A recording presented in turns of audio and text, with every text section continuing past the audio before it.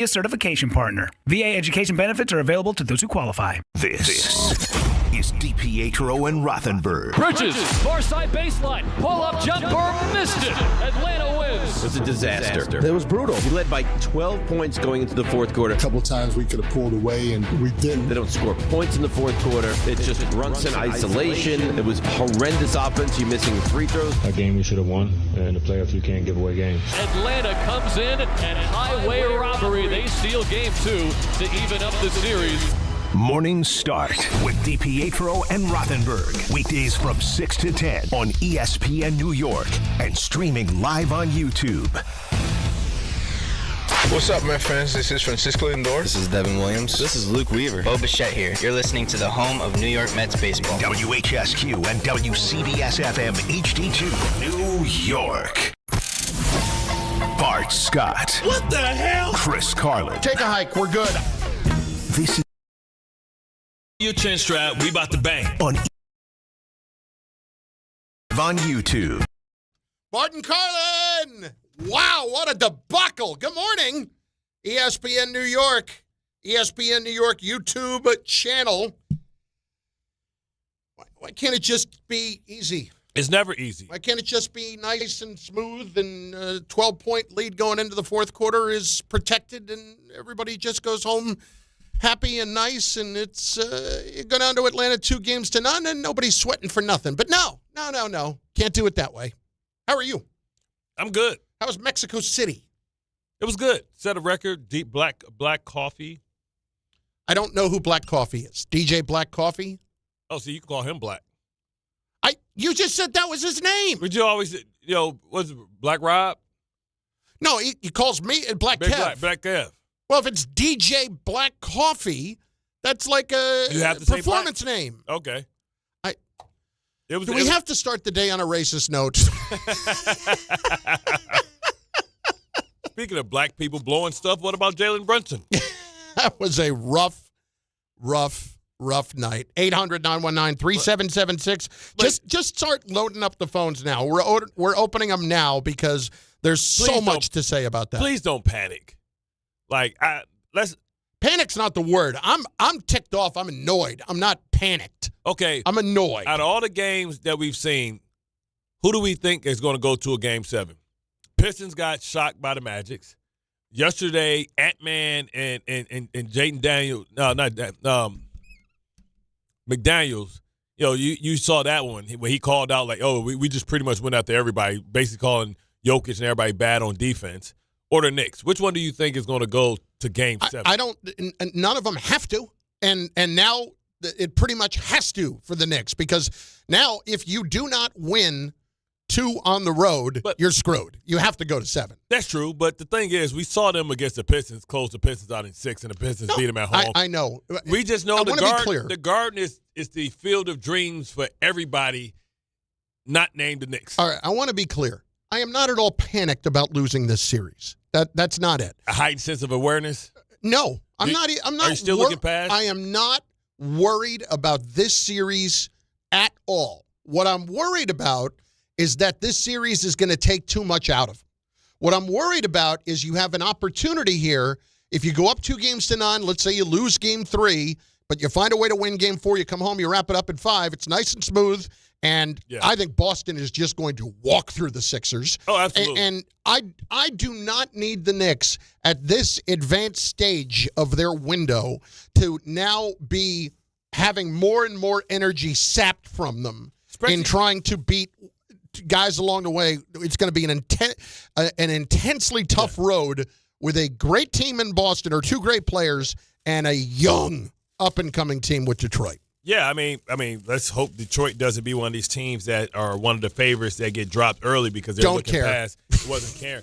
I mean, I think we want to see it's rare that we ever get to see the matchups that we want to see. Usually jar? Is the jar here? Get out of the It's right next to Bart.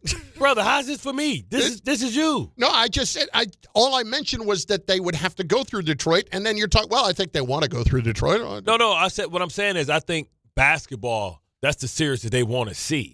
I think that's the best Eastern Conference Finals that can be made for ratings and also intrigue. Because you hate when one of the favorites get beat and then the team that beat the favorites. Like, we know, like, the college playoffs, like, when a team upsets somebody, you know they're going to get the boat roll, like, in the next game. So it's like that basically was the championship. Yeah. Like, I think people really want to see the Pistons and the Knicks go at it because I think the ratings would be the best. I think it'd be the most intriguing. I think it'll go 7. And that's kind of what we want to see. We want to see those rematches and rivalries renewed. But here's what I'd like to see. Not blowing a 12-point lead to start the fourth quarter. What I'd like to see is not having both Cat and Jalen Brunson on the bench for the first 4+ minutes of the quarter. But what I'd like to see is not an 11-0 run in the fourth quarter. But you shouldn't deviate from what your plan is. I know you're saying in real time Mike Brown was supposed to have a crystal ball or a magic 8-ball and shake and let's get our guys in there earlier. It wasn't like the Atlanta Hawks wasn't resting their guys for a last final push, right? I think the indictment was the bench didn't step up and hold the line a little bit before you can get your starters back in. The bench did not have a great night. Yeah, absolutely did not have a great night. And that's really what it was. And I thought Kuminga was an X factor. Like, one thing I don't like, Kuminga checking Cat and bothering him and pushing him off the spot. You mean your big ass can't walk little ass Kuminga down, like, underneath the basket, facing the basket, and then turn around, spin around, and pin his little ass down? You got him pushing you out to the three-point line with his little bony-ass elbow. And Kuminga can be a spark because he provides an explosive nature to his game. He's either boom or bust because he took some bad shots and we was looking like, man, and the Knicks went on a run. But, he played, he provided the energy, and that's what the Knicks always struggle with. I mean, when he got the ball, and I forgot who the announcers were. I don't know why I can't think of. It's Noah Eagle and Jamal Crawford. Yeah, Jamal Crawford. He was talking about look like a hot butter like a hot knife through butter. Like, he just went there. It was like path of least resistance. He got to the basket so damn easy. It was like, bro, where's the help defense? Where's this? And that's the something that concerns me the most, right? The Knicks have so many liabilities on defense, including the biggest one, which is Jalen Brunson. But Cat's not a big. C.J. McCollum is different from Tobias Harrison of last year. He's a much better scorer. 32 points, 4 for 4 in the fourth quarter against Jalen Brunson. Seeking him out, you can't hide him, especially if you're in a tight game where you can't go offense, defense, and sub him in and sub him out and all that type of stuff. And in a tight game, then you get to the final shot.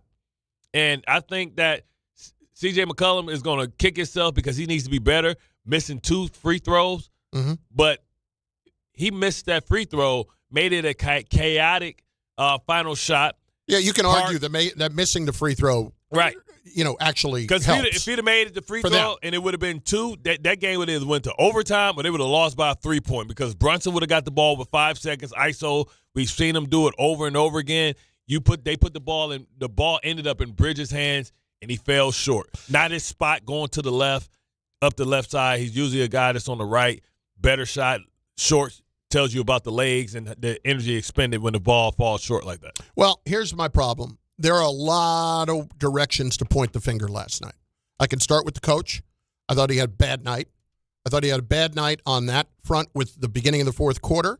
I thought he could have gotten those guys in there, and I know you're trying to steal some minutes there, and I know that they're resting guys too, but do not let these games get close and do not give them a sniff, and that's what he did. He also mismanaged the timeouts. Like, the over 3-minute thing. I thought they had a timeout. Well, I thought everybody thought they had a timeout. And listen, that's nobody's fault other than NBC, and that happens, and I'm not going to get nuts about it. The Knicks knew they didn't have a timeout. Okay. It's not like anything like that. What my problem is that Mike Brown doesn't use the use it or lose it timeout before the 3-minute mark, but instead takes a timeout at 2:43 because he felt like they were out of sync offensively. That's fine. But that's a judgment call, right? And he's a genius if he comes back and resets his team about how they want to finish the last 2 minutes and play in the possessions and reminding them. Or you're a GOAT if you mess up on the end. You know what I mean? If you don't have that timeout. I am stunned that the Knicks pretty much led 91% of the game. Yeah. And only to lose it in that way. And now you give a young team that maybe would have won one in Atlanta and it would have been fine. But now you give them confidence that, we win one in Atlanta, then no matter what, we're coming back to New York. You know what I'm saying? Yeah. Guys, here's the other thing. Point to the coach, right? Next. I'm going to point right at Jalen. I know you guys love him. There are a lot of problems here with this guy being the centerpiece of the team. There are a lot of problems here. Now y'all finally He throwing hand grenades. No, listen. No, listen. You called him out, and he is there early. I'm not going to I told you, I'm not worried about this series. Yeah. But last night is why it can't be the case. Because Jalen Brunson is such a good offensive player, you cannot be in a situation where you would even have to consider offense, defense, and we're getting to that point. Yeah. Because there's not a target on his back. There's a target all over him. Bro. They can't get to him fast enough, and how many times are you going to allow him to get switched on to? You know who he is? He's a bulky-ass Trae Young. Dude, go hug Dyson Daniels. No. Don't leave him. I don't care if he sets a screen. I don't care what he does. How about this? Let's not switch. That's an idea. Don't switch. But it's not that he's not willing and trying. Oh, I know. He's just in a basketball world, he's tiny. And yes. It's not like C.J. McCollum is a huge guy. Like, he might be an inch taller than Jalen Brunson. But, it's like Trae Young, right? How guys used to seek Trae Young out, but Trae Young, you live with that because his offense is so good. And now Brunson, late in the game, here you go again with that hot potato. He's almost just like how Julius Randle used to be. He holds the ball so late in the clock that if it doesn't work, and they tricked his ass, they tricked him. They came out of that timeout. They knew they had to play for him, and they blitzed his ass and doubled him. And now he had to get rid of the ball, and now he's throwing hand grenades to guys, and guys got to just jack up shots. And it's a make or miss league. But when they think that you're going to take the shot, and then all of a sudden you throw them a hot potato, with 2 seconds on the clock, and they got no choice. They not get to their spots. They stand in the corner because they think it's iso ball. So they all in the corners giving you space, and all of a sudden you throw them a hot potato. And all you're thinking about at that point is, I better get the shot off. Exactly. Yeah, it's brutal. So it's not a good move. It's not good space. And one other part of it too. I have been slow to come around on this, but last night proves it to me. Okay. When I'm in that iso ball all the time, when the game matters the most, and I've got another guy that has owned this team offensively, owned them in Cat, and Cat has 2 shots in the fourth quarter, guess who I'm not blaming this time? Cat. Thank you. I'm blaming Jalen this time. Get him the damn ball. You got to look for the mismatches. I know. Yes, you've been saying it for weeks. Here's my point. I'm coming around. I'm with you. Well, welcome. I'm with you because I can't watch that. I can't watch having such a massive mismatch and that guy, if somebody tells me how he's the most skilled big man to ever play the game again, I'm going to just lose my mind. He has Kuminga. But yet, somehow, 2 shots in the fourth quarter. He has Kuminga on him. You heard Wally say in the postgame, what happened? They didn't go. They only went to the pick and roll once. You know what I mean? Where's the secret pick and roll we've been working on down the stretch? The devastating new play that nobody knows how to defend. We've been watching that Jerry Sloan tape. You know what I'm saying? We got to get that Stockton to Malone. What I saw, I didn't exactly see Jalen Brunson, tapping ahead, calling somebody out to set the pick, calling Cat out there to set the pick. I didn't see that at all. I saw him 1-4. That's what I saw. Listen, CJ took it personally, offensively and defensively, and it looked like Jalen. CJ, I love CJ. He loved every freaking second of that thing. He's the new Hill. But it seemed like Jalen. Just real quick, here's CJ. I ain't no villain. I am no villain. I'm a nice guy with 2 kids and a wife. I think it's admiration. Great, passionate fans in a really hostile environment. It's fun. It's basketball. It's the playoffs. And if anything, I think it's a sign of respect. No, you're getting on the list. Yeah. BS translator. Forget them kids. You know what I'm saying? He like, forget the Knicks fans. For all them kids. Listen, because he was yapping up with the fans. Listen, when you start yapping and interacting with the team and with the fans, then you trying to be the Hill. And listen, he won the matchup. He was the better player than Brunson. And Brunson took it personally. You saw him going back and forth. Like, listen, he was calling for, give me Brunson, move out the way. I got him. Went right, hit him with the R2, L2 spin shot. Then he went left because Brunson overplayed him that way. Buckets, got to the center of the court. Buckets, 4 for 4. 30? He ended up with 34 points. Should end up with 36. Missed 2 free throws. But Brunson took it personal. Instead of making the right play, he wanted to go back and forth and go back at CJ. And CJ made all his shots, and he's a big shot maker too. Remember when he was with Dame Dollar? People forget and sell C.J. McCollum very short. Like, he is a star, and he's a big shot maker. He was out there, and there were 2 liabilities because you had 2 guys that were short, and him and Dame Dollar out there in Portland. But now he is the right veteran that they needed to be able to unlock some of these young players. Walker was, I thought, excellent defensively. Jalen Johnson, big shot. You talking about going to the basket and not going up light skin, like Kobe used to say. He went up like a grown-ass man on that dunk to put him ahead by 4.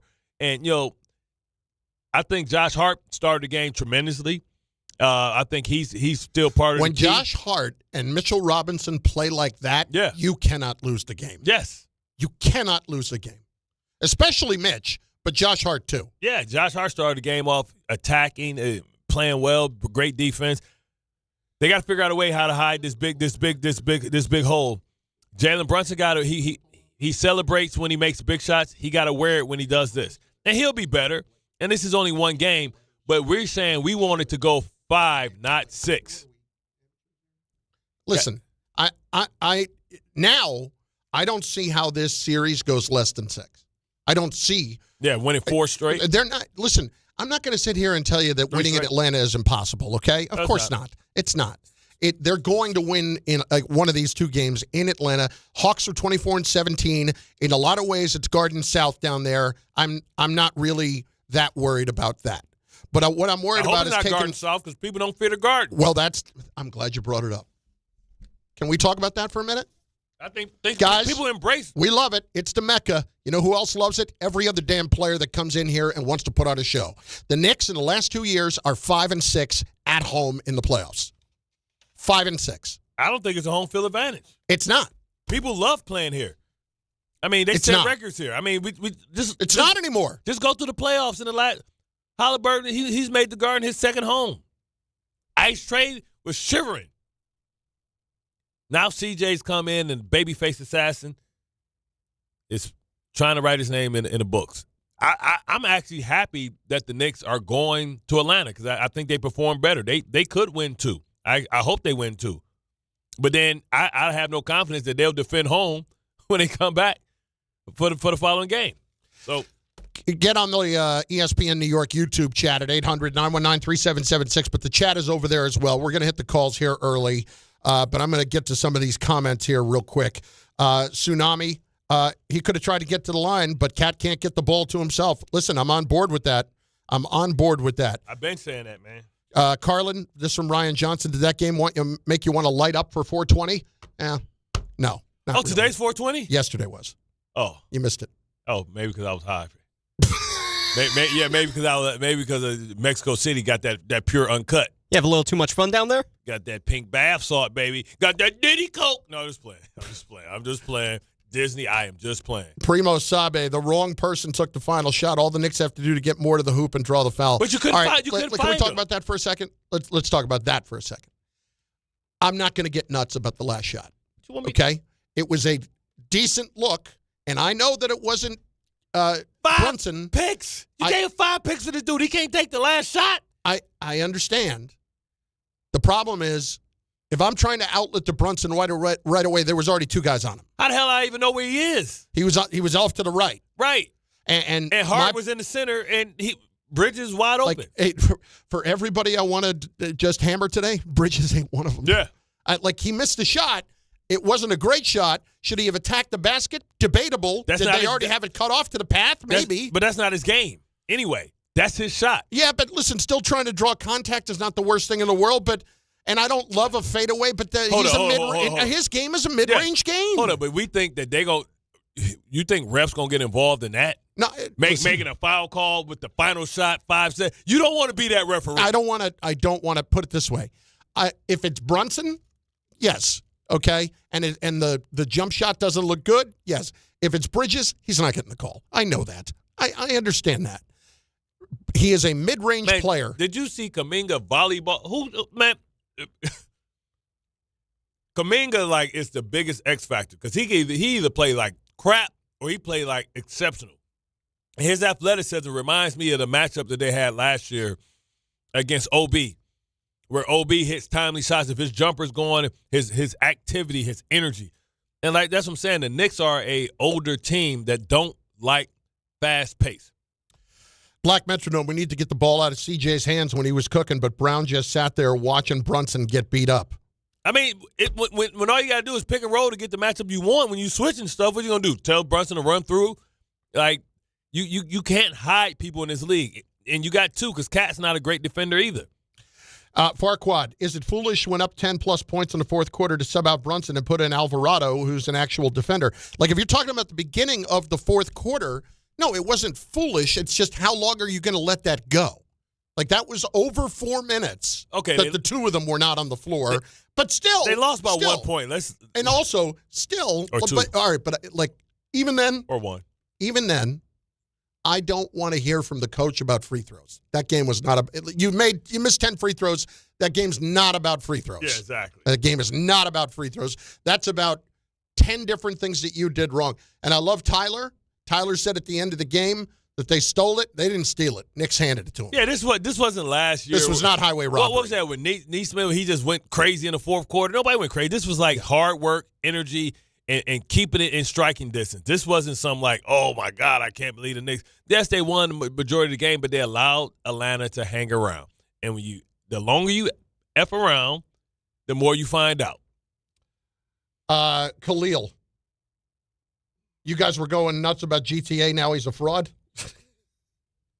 GTA? I'm not sure what he's talking about there. Oh, Alvarado. Alvarado, yeah. Okay. I mean, there's no way Alvarado wouldn't have defended CJ better. Okay. Yeah, but you miss out on the offensive side of the ball. This is the problem. So we're in agreement. We now have to go offense defense. That's what you want to do with Jalen Brunson. He's early offense defense. He's early Steph Curry. Bart, this is a problem, and it's not going away. Listen, when you keep targeting this guy, and you can't take him off the floor, you have no way to stop them. Here's the problem. The blueprint is out there, and we know Boston can execute that blueprint much better than the Hawks, right? That's the issue. Like, this is just going to be illuminating to other teams that's looking forward to being able to take advantage of Brunson and his lack of size and his lack of defense. You got to give him help. You got to double. You go to a zone, do something. Like, you can't let CJ cook. I don't think they believe that CJ can consistently score the basket. I want to hear a little bit from Kat here because, first of all, why didn't you get a shot? I don't know, man. Well, if I don't hear the cut that I'm talking about, I'll read it to you because it bothered me today. And I understand he's trying to be. He's in the process. He's not being a bad guy. He's trying to be a good teammate. I can hear Shaq but he continues to miss the point. I can hear Shaq right now. It's a damn shame. I won't even waste the time. This was the quote, all right? About the fourth quarter and the fact that he had 2 shots in the last 12 minutes and really only played the last 7:45-ish, okay? The opportunity just didn't come around shooting. But at the end of the day, I trust everybody in this locker room to shoot the ball. The opportunities weren't available for me in the fourth, and it was fine. No, it's not. It's fine. It's not fine. Kat, it's fine.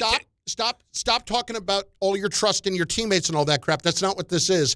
Internally, there's one person you want shooting the ball over you, and that's Jalen Brunson, and that's it.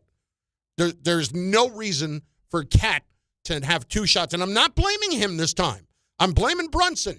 You know, I bet you Shaq blaming him. You put your damn hand up, you stay down there, you go over there while you running down the court, and you say, hey, dog, give me the effing ball. Get me the rock. I got Kuminga on me, man. Has he had any problems with the Hawks whatsoever? How tall is Kuminga? 6'9"? 6'9". Yeah. You got 6'9" lighting the ass on me. You being disrespectful right now, man. You being real disrespectful. You taking your matchup over there personal because the old boy lighting your ass up, and you want to try and show that you can get. Kuminga's only 6'7". Oh, that's what Basketball Reference says. Man, quit playing. You bet. 6'7". 6'7". I swear. It says 6'7", 225. Man, come on, son. 6'7". Did they not update that from senior and high school year? I mean, what did they do? 6'7". Oh, God. Come on, man. Give him the freaking ball. Cat's been guarded by Clay. Listen, they're loaded up. Go to the YouTube page because we got phone calls coming in at 800-919-3776. It's going to be a full day. And this is it. This is all we're doing. I could spend 20 minutes on what happened to me yesterday. I'm not going to subject you to that, okay? Because it was a debacle of you think I had a debacle in that park? This was 10 times worse. it was at a car dealership. Ain't even get to tap into people saying that Dexter Lawrence showed up to the Bengals looking like that shirt was a little form-fitting. He was looking like Winnie the Pooh. Come out of the tunnel. It looks like maybe we did do pretty well in that trade. Man, it is all there. Does his foot still hurt? 800-919-3776. Bart and Carlin just getting started. A mess at the Garden, and now I'm not even going to say we have a series, but we've got a slight problem on our hands on ESPN New York. FanDuel is serving up a happy hour every day during the playoffs. We're talking special drops you won't want to miss, from profit boosts to bonus bets and more. And the best part? It's every single day. So whether you're betting the early game or gearing up for prime time, make sure you open the FanDuel app and see what's there waiting for you today. Head to FanDuel.com/local to get started. FanDuel is serving up a happy hour every day during the playoffs. We're talking special drops you won't want to miss, from profit boosts to bonus bets and more. And the best part? It's every single day. So whether you're betting the early game or gearing up for prime time, make sure you open the FanDuel app and see what's there waiting for you today. FanDuel, an official partner of the NBA. 21 and over, physically present in New York, option required. Rewards are non-withdrawable. Restrictions apply, including bonus and token expiration, leg requirements, and max wager amount. For help with a gambling problem, call 877-8-HOPE-NY or text HOPE-NY 467-369. Harlem River Drive delays both ways between the 120s RFK Bridge up toward the GW Bridge. That's a street sweeping, primarily affecting the southbound side. Just be careful there. LIE westbound, that's construction work. Left lane by the Van Wyck. Traffic is very slow. Troubles on the number 7 line. That is still suspended. Somebody was hit by a train. Investigation there. 7 line not running from Main Street Flushing into 33rd Rowson Street. And there are delays on the B line at Rockefeller Center. That's all because of signal issues and problems there. Hudson River crossings, now 1 lane open. Now the covered roadway, 1 and 9. That's still at least a 45-minute delay. GW Bridge, Holland Tunnel, at least 30 to 40. I'm Bob Williams on 880 ESPN New York. 1-877 Cars for Kids. KARS Cars for Kids. Ready to get rid of that old car? Donate it to Cars for Kids. Call 877 Cars for Kids to reach a friendly live agent. Donation is super easy, and your car can be picked up as soon as tomorrow. Call us now or go to carsforkids.org. 1-877 Cars for Kids. Donate your car today. Did you know you can donate real estate too? Hey, New York and New Jersey, Boost Mobile has an unlimited talk, text, and data plan that's only $25 a month forever, meaning you'll only ever pay $25 a month for the rest of your life. Who wouldn't want unlimited wireless when it only costs $25 a month forever? If you don't, you must be one of those people who enjoy overpaying for their phone plan. $25 a month forever is truly as good as it gets, so go online and switch now at boostmobile.com. After 30 gigabytes, customers may experience slower speeds. Customers will pay $25 a month as long as they remain active on the Boost Mobile Unlimited plan. This is DiPietro and Rothenberg. Bridges, far side baseline, pull-up jumper, missed it. Atlanta wins. It was a disaster. It was brutal. He led by 12 points going into the fourth quarter. A couple times we could have pulled away, and we didn't. They don't score points in the fourth quarter. It's just Brunson isolation. It was horrendous offense. You missing free throws. A game we should have won. In the playoffs, you can't give away games. Atlanta comes in and highway robbery. They steal game 2 to even up the series. Morning Start with DiPietro and Rothenberg. Weekdays from 6 to 10 on ESPN New York and streaming live on YouTube.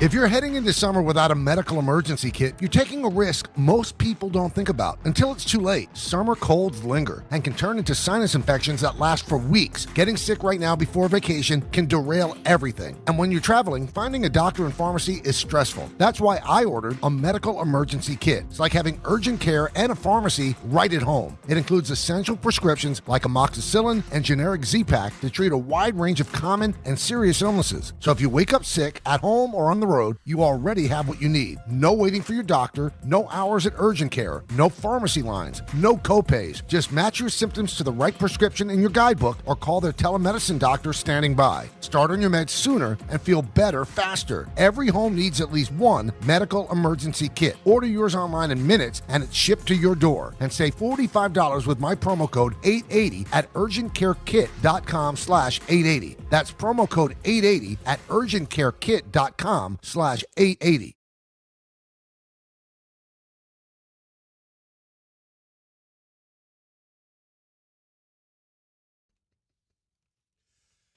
We are only 2 days away from the NFL draft. It is Thursday, April 23rd. Oh, by the way, in case you missed it, New York's got a lot going on, all right? Both the Giants and Jets have 4 picks in the first half of the first round. Jets picking 2nd and 16th. Giants 5th and 10th. Rick DiPietro, Dave Rothenberg, breaking it all down live. It's ESPN New York's Couchcast, your second screen for the NFL draft. Real-time reactions, instant takes, and everything New York fans care about. Watch along, react with us, and don't miss a single moment. ESPN New York's Couchcast on draft night, April 23rd, Thursday, 8 p.m., presented by Calandra's Bakery. Let's do it. 800-919-3776. Get on the ESPN New York YouTube channel as well. Be watching the show. Get your comments in because we're going to make them a part of the show. Let us begin with Black Kev in, I don't know, wherever. What's up, Kev? We call for him. You're going to stop that. If you could say black coffee and feel quite comfortable, you should be able to say Black Kev. Yeah. Here was the problem. I didn't know who Black Coffee was. I thought he was talking about actual black coffee at first. I'm like, wow, you went to Mexico for some good coffee? Okay. He thought it was a brand of Folgers. Yeah, right. All right, fellas. Y'all almost made my call very irrelevant right now because y'all hit on everything. Black Metro, Khalil, Sudan, everybody got on here and they went, and I said, like, you know what?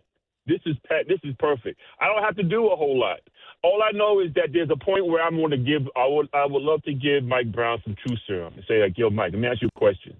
If you had your druthers right now, did you really want Jalen Brunson? Now, I'm not going to go in saying Jalen Brunson is a bum. I'm not saying none of that nonsense. That is just garbage. I like Jalen Brunson. But I wonder if Mike Brown really wanted to have a point guard similar to Jalen Brunson, or whether he could sit down there and say, if you had your choice between Jalen Brunson and De'Aaron Fox right now, your old point guard, which one would you want right now? I bet you he would say De'Aaron Fox. Well, better two-way player. To deal with all that switching. Yep. Two-way player. I think that Mike Brown, he was given this team. He was given the old layover players from Thibodeau. He had no other recourse but to work with what he got there. Here you got Cat, 6 foot, 7 foot, and he is being bodied by somebody that's 6'6". And I think that's where he wants to be. He allows him to be moved all the way out to the three-point line. It was so weak, I was screaming at the TV. People in my bowling alley were sitting there looking at me like I was out of my mind. I couldn't take it anymore. You're a bowler, Black Kev. Yeah, I'm pretty good at it, too. Oh. You got a counterweight in your ball, 16-pound ball, 15-pound ball. I know we got to get back to basketball, but I'm a bowler, too. My octave vibe is 16. Everything else is 15. I got pearls. I got solids. You got the dead ball? You got the dead ball? To hit the 10-pin, you got the dead ball? And I got a spare ball. I got a spare ball to keep my average at 210. I'm good to go with that. Kev, is the spare ball all black, dulled out? Nah, I'm a green fan, so my ball is that's the yellow for the honeys, green for the money. I got you. All right, go back to basketball. My bad. But what about what's this and Mikal Bridges and everything, guys? This is the thing I've been saying for the longest period of time. Disappeared, gone, nowhere to be seen. Even with that last shot, wide open, he didn't want that shot. He didn't want that ball. I can't. Hang on now. Listen, I'll be the first to line up and rip Bridges. Okay. I have nothing to rip him about. I actually think Bridges has had a pretty good series on the defensive end. Defensively, he's been. I'm not. The problem I'm not going to get wrapped up in the Bridges offensive part of it. I don't want him to go out there and score 2 points a night, but it's a nice complimentary fourth option. Can I ask you a question? That's all I'm saying. Can I ask you a question? What's the role of the point guard? Get the ball to the big man. Get the ball to everybody else. Your point guard is a scoring guard. We can say what we want, right? Because Westbrook was a scoring guard, right? Russell was a scoring guard, but he averaged a triple-double. Like, Brunson still averages 8 assists a game. It's just that they 26 shots. I know. the problem is those 8 assists feel empty. Because they don't feel like when it matters, that's when he's racking them up. Because they're hand grenades. It's because he gets caught late in the shot clock and he hits OG in the corner. Call it what it is. It's ISO ball. It's James Harden. I mean, you may as well have Melo out there. It's James Harden. It looks like James Harden. And then now your teammate's not emboldened. They're not in a rhythm. And James Harden's bigger so he can get to the rack more often. Cat was 8 for 12. That's a pretty – I don't know the math. What's more troubling, the fact that he was 8 for 12 or the fact that he was 8 for just 12? How does he have less than half the shots? With a 6'6" shooting guard. Like they threw Dyson Daniels on him a couple of times. Come on. In a game where Alexander Walker 9 points. A game where Jalen Johnson only 17 points. Like they did a nice job defensively on Alexander Walker. You know? Jalen Johnson was not a big factor in the game, except a couple of spots where they were big-time moments. They tightened those that defense bank shot on the runner. All right. We're making it too much about it. Let's go back to the call. My bad. Leo and Queens. Going on a damn tangent, Bart. Leo, what's going on? Hey, what's going on, y'all? Good show. Love it. Here's my take. Jalen Brunson bounced the ball too much in that fourth quarter. And I don't think Cat ran out to the three-point line. He wasn't pushed out to the three-point line. He had to run out to the three-point line and say, yo, Jason, give me the daggone ball, bro. I got this guy on me. Because he was waiting for the ball in the paint the whole fourth quarter. He never got it. He said, you know what, let me go out to the three-point line and see so pass. So they can see me. So there's the problem. So they can see me. Yeah. But they can see all 7-2 of me. Let them see who I is. Ain't that on Mike Brown and what Wally Zerbat was calling for? Where's the magical Jerry Sloan, a.k.a. Stockton Malone, like they rediscovered the wheel? Where was that at? Like, where's your two-man game with your best two players? This is what I heard about. Oh, listen, they're working on this pick and roll down the stretch of the season. This secret pick and roll that we've got. Look out, Jack. It's going to be a high pick and roll. Didn't matter. Did not matter. Did not matter when it mattered the most. You weren't going anywhere near that play when it mattered. It was 1-4. It was ISO ball. But, that's the problem. Your point guard got to get people involved. Right? And we've talked about this over and over again. You know what else I don't love, too? They all look very comfortable in 1-4. Because they all know what's going to happen. It's not like they're all sitting there bitching and moaning. Yeah, it's like watching Melo. And I get the trust in Brunson. It's not that Brunson's a bad guy or a bad player or anything. He's a great, great player offensively. But when it comes to this stuff, take advantage of having another great offensive player on your team. Every series is going to have matchups. Play to your matchup. Didn't they play to theirs? Yeah. They played to theirs. That's why Atlanta won the damn game, because they played to their matchup. Why not play to yours? Every team has strengths and weaknesses. Like Cat, it has the advantage. So you got to feed them. Right? They fed McCollum, and I guarantee you, if you don't have a plan for getting the ball out of McCollum's hands, you gonna see a similar outcome, because Brunson is like a wet paper bag. It's only a matter of time before the bottom falls up defensively. Spark and Blaze. Cat's got to demand the ball, but the coach has got to make plays for him too. No, what the coach has got to do is talk to the point guard. Yeah. And say, at some point here, as great a player as you are, you're going to get yours. Yeah. We need to get him the ball. We have a massive, massive advantage. Every great villain movie I ever seen said, this ain't personal, this business. Right? And Brunson made it personal. Because he's getting his ass. Funny. He getting his ass fillet of fish by McCollum, so he want to come back and show that he can score. I'm not calling Brunson selfish here. But what's so funny is how ticked off I am at hearing Cat say all the time, I'm good with everybody else scoring. I don't really hear that a lot otherwise. Can I tell you the reality? F around and mess up. And that Greek freak gonna be on the first thing smoking, and it's gonna cost Cat, because he's gonna go quietly into the night because his ass ain't demanding the damn basketball, and people gonna look at his numbers. Oh, look at what he put up. Well, they must have a Cat problem, because they're gonna look.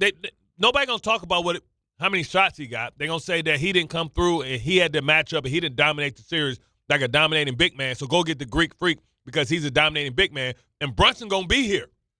You gonna be the one on the first thing smoking, brother. Buddha, Staten Island on ESPN New York. Buddha, what's up?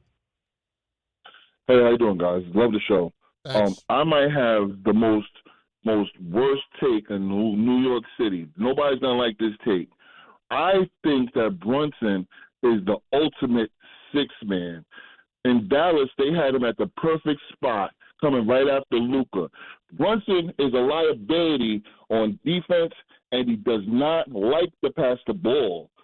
So, to my eyes, if there was no feelings involved, my starting five would be Puerto Rico, Hart, OG, Cat, Robinson. And I would have Brunson coming off the bench. Buddha, come on. I would have Alvarado playing maybe 16 minutes a game. I would keep Brunson in at the end. And at the beginning of the game, I get Cat started immediately.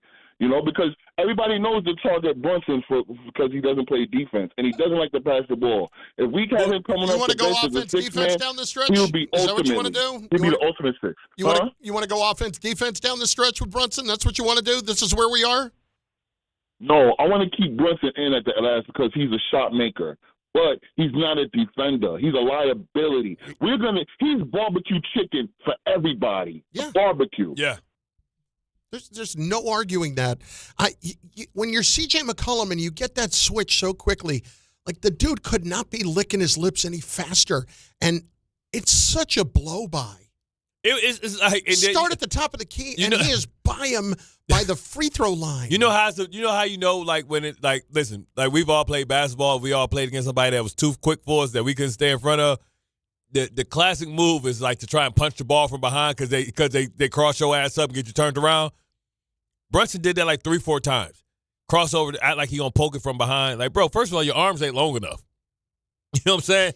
Your arms ain't long enough to even do that move. That's for like Stacey Augman. That's for dudes that got long arms, man. You got T-Rex arms. Plastic man. Yeah. You got T-Rex arms, man. You can't do that. It's Bart Carlin, ESPN New York, and on the ESPN New York YouTube channel. Go there and leave your comments in the channel. There are so many more things to get into, including what exactly this means in the grand scheme. Doesn't mean you're losing the series, but it does some potentially irreparable harm. We'll explain next on ESPN New York.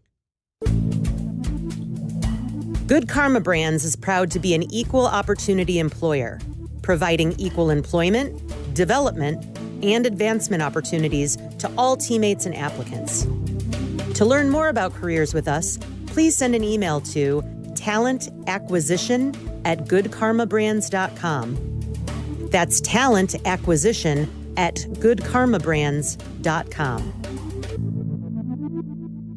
Chris Carlin with you. Glad to be joined right now by Taylor Canfield. He is the U.S. Sail GP team driver. And we are all getting ready for the Mubadala New York Sail Grand Prix coming up at the end of May. Taylor, how we doing? Yeah, we're excited for the home event in New York. And, can't wait to be there and racing in front of all the fans. Tell us why fans should be excited for the Mubadala New York Sail Grand Prix. The racing is just so exhilarating coming in and watching it from the shoreline of Governor's Island and in front of the Statue of Liberty, racing in one of the biggest, most amazing cities in the world. I'm getting the goosebumps just talking about it. And these boats are the fastest boats in the world, racing with the best sailors in the world. It's really cool, and it's going to be so electric in New York. And it's our home event this year, so we're pumped. We are pumped as well, Taylor. We appreciate your time. He is U.S. Sail GP team driver Taylor Canfield. We're looking forward to the Mubadala New York Sail Grand Prix coming at the end of May. Taylor, thanks. Evan Cohen here. In life, as in sports, the pros make it look easy. That's why pro golfers like Jason Day, Ben Griffin, and Patton Kazire trust the pros in lawn care. True Green. They have the experience and expertise to give you a lawn worthy of the PGA Tour. And since True Green does the work for you, you get more free time, or more tee times. So stop stressing over your lawn and start loving it. Sign up now at TrueGreen.com because nobody makes it easier to get a golf course quality lawn than True Green, the official lawn care treatment provider of the PGA Tour.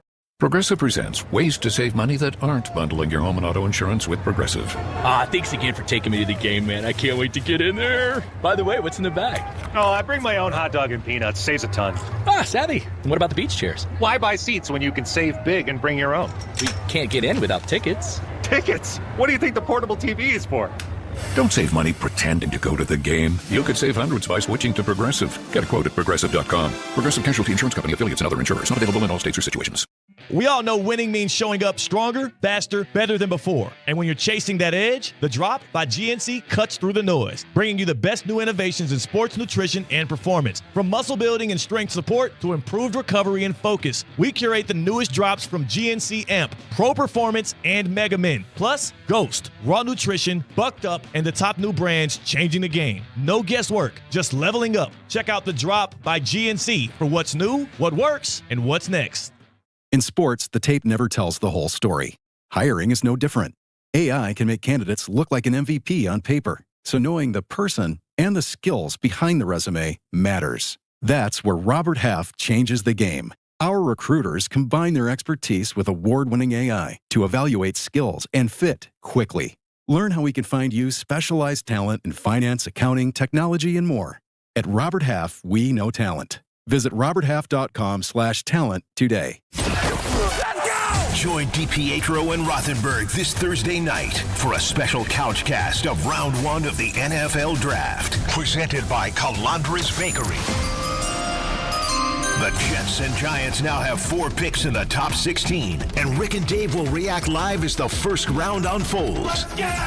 Plus, the guys will also react in real time to Game 3 of the Knicks-Hawks series. Catch it all in this YouTube-only exclusive, and it's all from Calandra's Bakery and ESPN New York.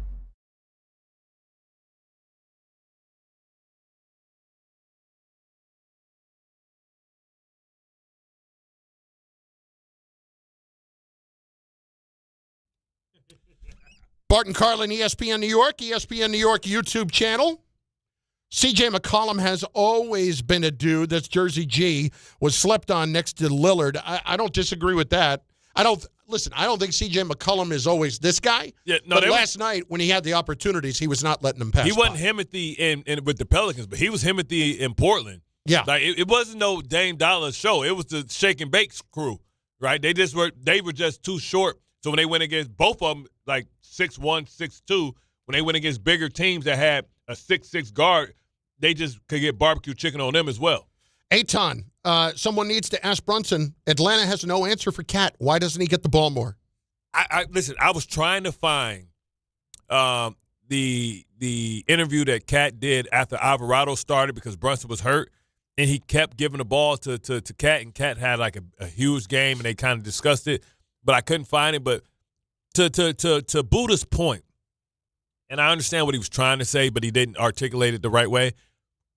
Starting Brunson, but kind of getting Alvarado in early, like maybe at the 5-minute mark of the first quarter, and then let him start the second quarter as Brunson takes a break, and then let Cat eat and let somebody who can play defense at a high level and then take advantage on the offensive side with Cat. You can create that separation, and then Brunson can finish the game because he's a big shot maker, but then you should have such a pad that you wouldn't have to worry about that. The problem is they had a 12-point lead yesterday. But Cat usually gets his touches because Alvarado and Cat has a tremendous chemistry where he feeds the big man and the big man eats. Bart Carlin, ESPN New York YouTube channel where you can watch the show. You can comment, be a part of the show very quickly. David and Elizabeth next on the phone lines. David, what's up, brother? How are you? What's going on, Chef? What's going on, Bart? Bart, we'll talk about my Jets experience over the weekend. Tomorrow, let's get straight into business. So I called to bust your chops, but we lost, so I can't even do that. So really I got my own problems. I ain't even going there. By the way, you were mysteriously absent yesterday. And we knew you were going to be out, but your presence was felt not being here after a horrible loss. Yeah, I know y'all was ready to circle the wagons, but now y'all got y'all own problems today. So, keep the car on the road. Yeah, we was going to get you, but you know what? I got to shut up and drive. So let me get straight into it. Gentlemen, I love this platform. I love all of you guys. You guys, give us information, all that. But, some of the people that call here, y'all don't watch sports, bro. Y'all don't know what y'all talking about. Bart already hit on, and Chef, that C.J. McCollum is a hooper. You don't call plays for hoopers. Hoopers could do whatever they want. You put the ball in their hands, they're going to score. They don't need plays. They don't got to call for screens like that. Everybody calls for screens, but y'all know what I'm saying. Just like Bart said, he was Timothy in Portland. Y'all forgot about that? Like, why don't you see what we see? And then you're like, Brunson isn't as good as what you guys think. Shut up. You don't know sports. Talk about something he's not as good as what you think. Honestly, he is. But you guys are making great points, too. He doesn't pass the ball when he's supposed to. and he doesn't get Cat going like the way he should. Again, you guys are correct, and I was going to hit on that. And Bart, you're too smart. You keep taking all the points I have. When Alvarado comes in the game, you notice that him and Cat have a beautiful chemistry. Pick and roll, whatever. They're just going back and forth, and Alvarado's getting everybody involved. For the dude to say that Brunson should be a sixth man, you don't know what you're talking about. Come on. Man. For real. Of course. Yeah, you don't know what you're talking about. I don't know. It just grinds my gears. You know, whether it's stopping all the switching on defense, I don't know what it is. I'm finding a way, and I heard this morning. I don't want to take credit for it. The guys were talking about it. Brunson should have his arms wrapped around Dyson Daniels when he's on the floor. That's who you're defending. You know why? He can't shoot. That's why. He stinks. Yeah, but the problem he's a good defender, but that's it. But the problem is, like, with the pick and roll, it's so easy. Like, yeah. I mean, I understand what you're saying. You know, he can go over the top because old boy can't shoot, so he can go over the pick. But fighting through the pick, sometimes you don't want him to get offensive fouls. No, it's easier said than done. Hey, I understand. I tell you what, as soon as they do that, switch straight to a zone. Soon as they bring him in, zone. Is that the worst idea in the world? 3-2 zone. As soon as they do it, nope. Guess what? I ain't got to follow you. Zone. Derek, Hillside, next. ESPN New York. Derek, what's up? What's going on, fellas? Man, I was ready to tear Bart a new one yesterday, but he didn't show up, man. But today, we talking about the Knicks. I'm still proud of the way Josh Hart and OG been playing defense and Bridges, but y'all finally getting to see what I've been saying for months, man, with Jalen Brunson and their coaching staff. Carl cannot feed himself. If you have a matchup that favors him, it makes no sense in the world why Mike Brown is not sitting Jalen Brunson down and saying, bro, get him the ball. Get him the ball. Fourth quarter is your time. We got to do this like Shaq and Kobe. The first 3 quarters got to run through the big guy. Fourth quarter is your time. But for right now, like, it makes no sense. And then you're a total liability on defense. It's some got to be done about that. I don't recommend, just subbing him out on defense every single time, but something has to be done. He has to buckle down and find something in himself to, like, I should not be getting cooked by a 34-year-old point guard. No matter how C.J. McCollum's career was, like, we all know he was him at one point in time. C.J. McCollum is 34 years old. He has 6 years on him. There should be no reason why you're getting cooked by an old man, bro. And the crazy part is, like, because Cat has such a huge advantage, could you imagine the cuts that you're going to have, the back cuts that you're going to have, because eventually they're going to have to double team him? Yeah. And you had Kuminga on him, so how you want to get Kuminga in foul trouble is by feeding it to Cat. Get him in foul trouble. Get him out of there, because Kuminga was the spark for them. 19 points that he had. He was the second highest scorer. You know how you stop Kuminga from being able to contribute? By sitting his ass on the bench, by getting him in foul trouble. You should be able to give it to your 7-footer, and he should be able to draw a foul with a pump fake or bringing the arms through as he put his arms up.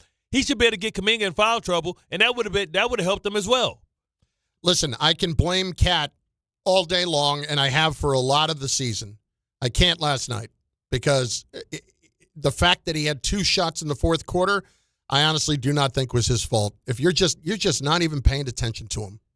You're not even paying attention to him. And he didn't play 7:45 of the game roughly. So he didn't play the first 4 minutes of the quarter. Yeah. I don't know how we're not getting him the ball more in the quarter. I don't know how Mike Brown, why aren't you calling a play for him?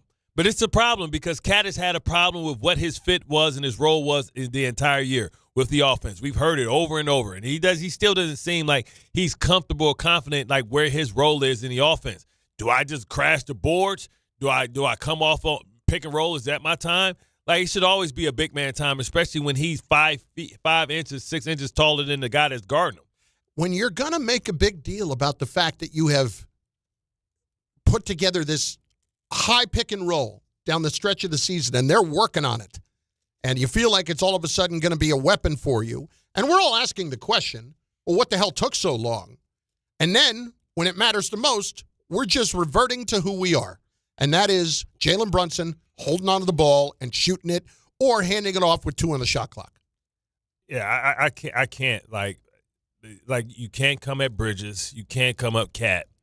No. To me, these were the 2 easy guys to go at all year. Not now. No. And we've gone at them. But yeah. No, it's not for them. I mean, OG was okay. I mean, he shot damn near 50%. But everybody else in the lineup, everybody else had less than half the shot attempts that It ain't Brunson even close. had. Yeah. Like, he did. Did OG have 10 shot attempts? No, he had 9. He's damn near 10. He damn near tripled OG shot. And I'm not expecting those guys to have 15 shots a game. Well, they're expending their energy. We expect Bridges and OG to kind of expend their energy on the defense side, Yes. or Josh Hart. Yes. On the defense side of the ball. Yes. And they are. They're playing good defense. I don't have a problem with anything they're doing. But dear Lord, it's just becoming too easy in too many spots. Like, I'm not going to see game one. I don't want to say a false sense of security because, again, this series, I'm not worried about it. I'm not. Remember what the critics said. We're going to see, right? Like, we saw that Brunson was getting exposed. Remember when they got hired?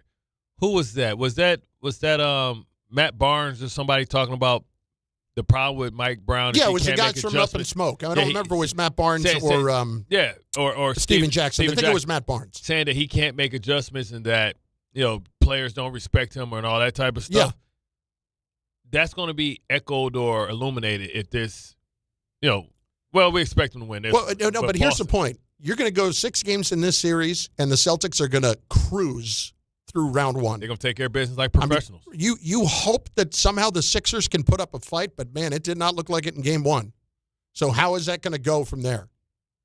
Bart Carlin, ESPN New York, we are just getting started.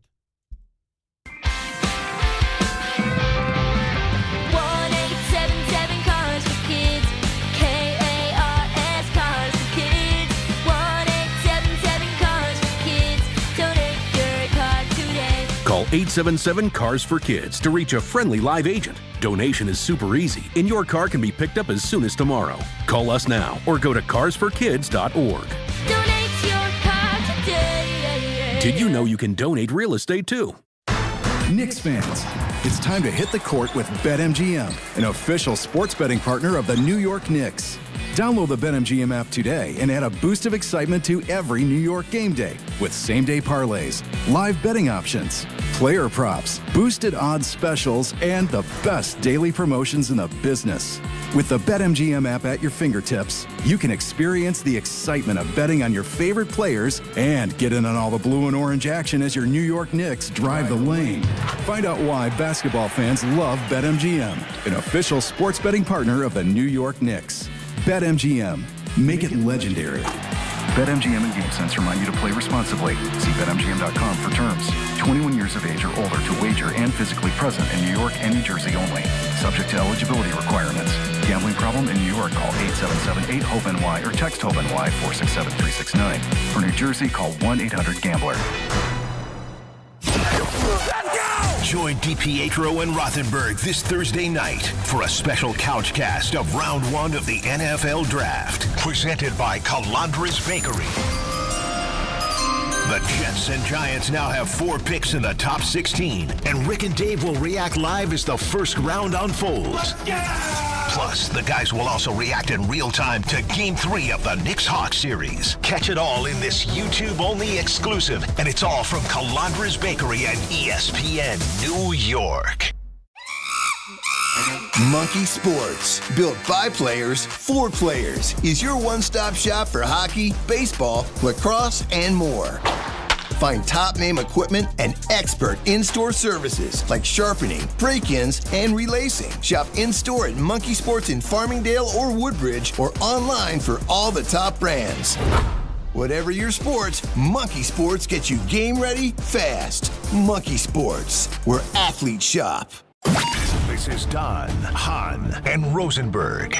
Believe me, people misunderstand that I wouldn't enjoy a run if they made it, because it's my team and I'd like to see them do well. But what's frustrating is, to what end? I'm tired of being the little underdog. I'm tired of that narrative that exists around the Mets when they have all the advantages and then some compared to all the other teams in Major League Baseball. Don, Hahn, and Rosenberg. Weekdays at 3 on ESPN New York and streaming live on YouTube. Download to see if you qualify. Not all customers will qualify. Transfer fees may apply. No Albert subscription required. Albert is not a bank. Albert Instant Loans are issued by FinWise Bank, member FDIC. Not an actual client. Terms apply. Kylie, what's wrong? I just got hit with a car repair bill. I'm behind on rent, and I feel like I can never save any money. Have you tried the Albert app? Albert is your financial assistant, helping you find ways to save and create custom budgets to actually grow your money. Plus, you can get up to $10,000 for big expenses, or advance up to $1,000 fast when you need cash right away. Albert can get me up to $10,000? Exactly. Albert spots you in a pinch and helps you grow your money in the long run. I'm downloading Albert right now. Download the Albert app and use promo code GAIN to borrow up to $10,000 for whatever you need. The Albert app helps you budget better and save more money so you reach your financial goals faster. Download the Albert app right now and use promo code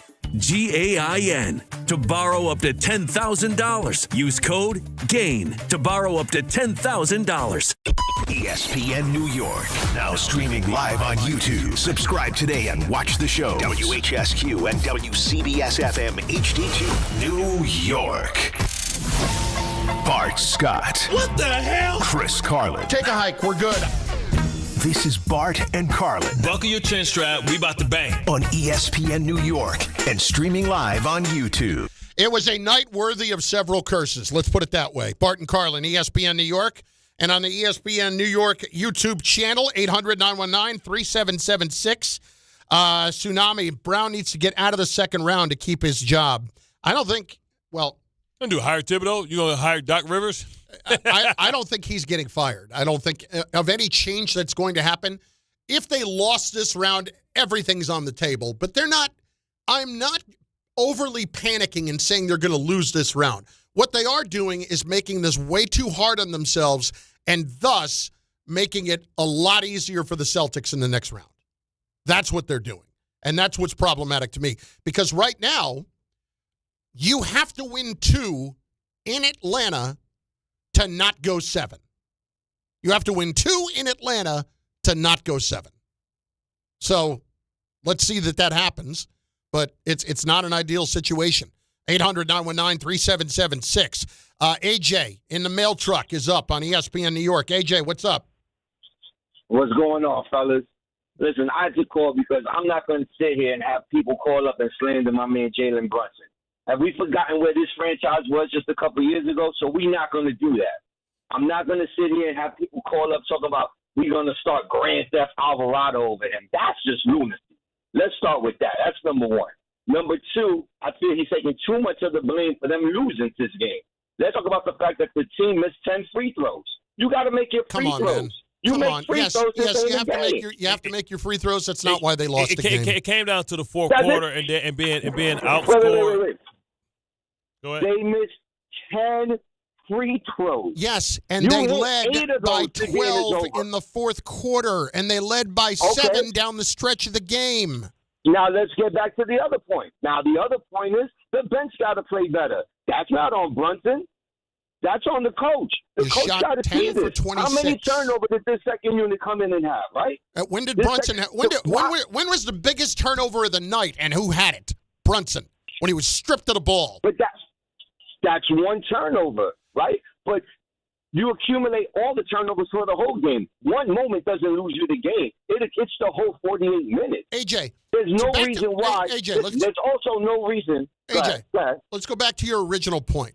Where would the Knicks be without Brunson? Nobody is ever going to argue that point, okay?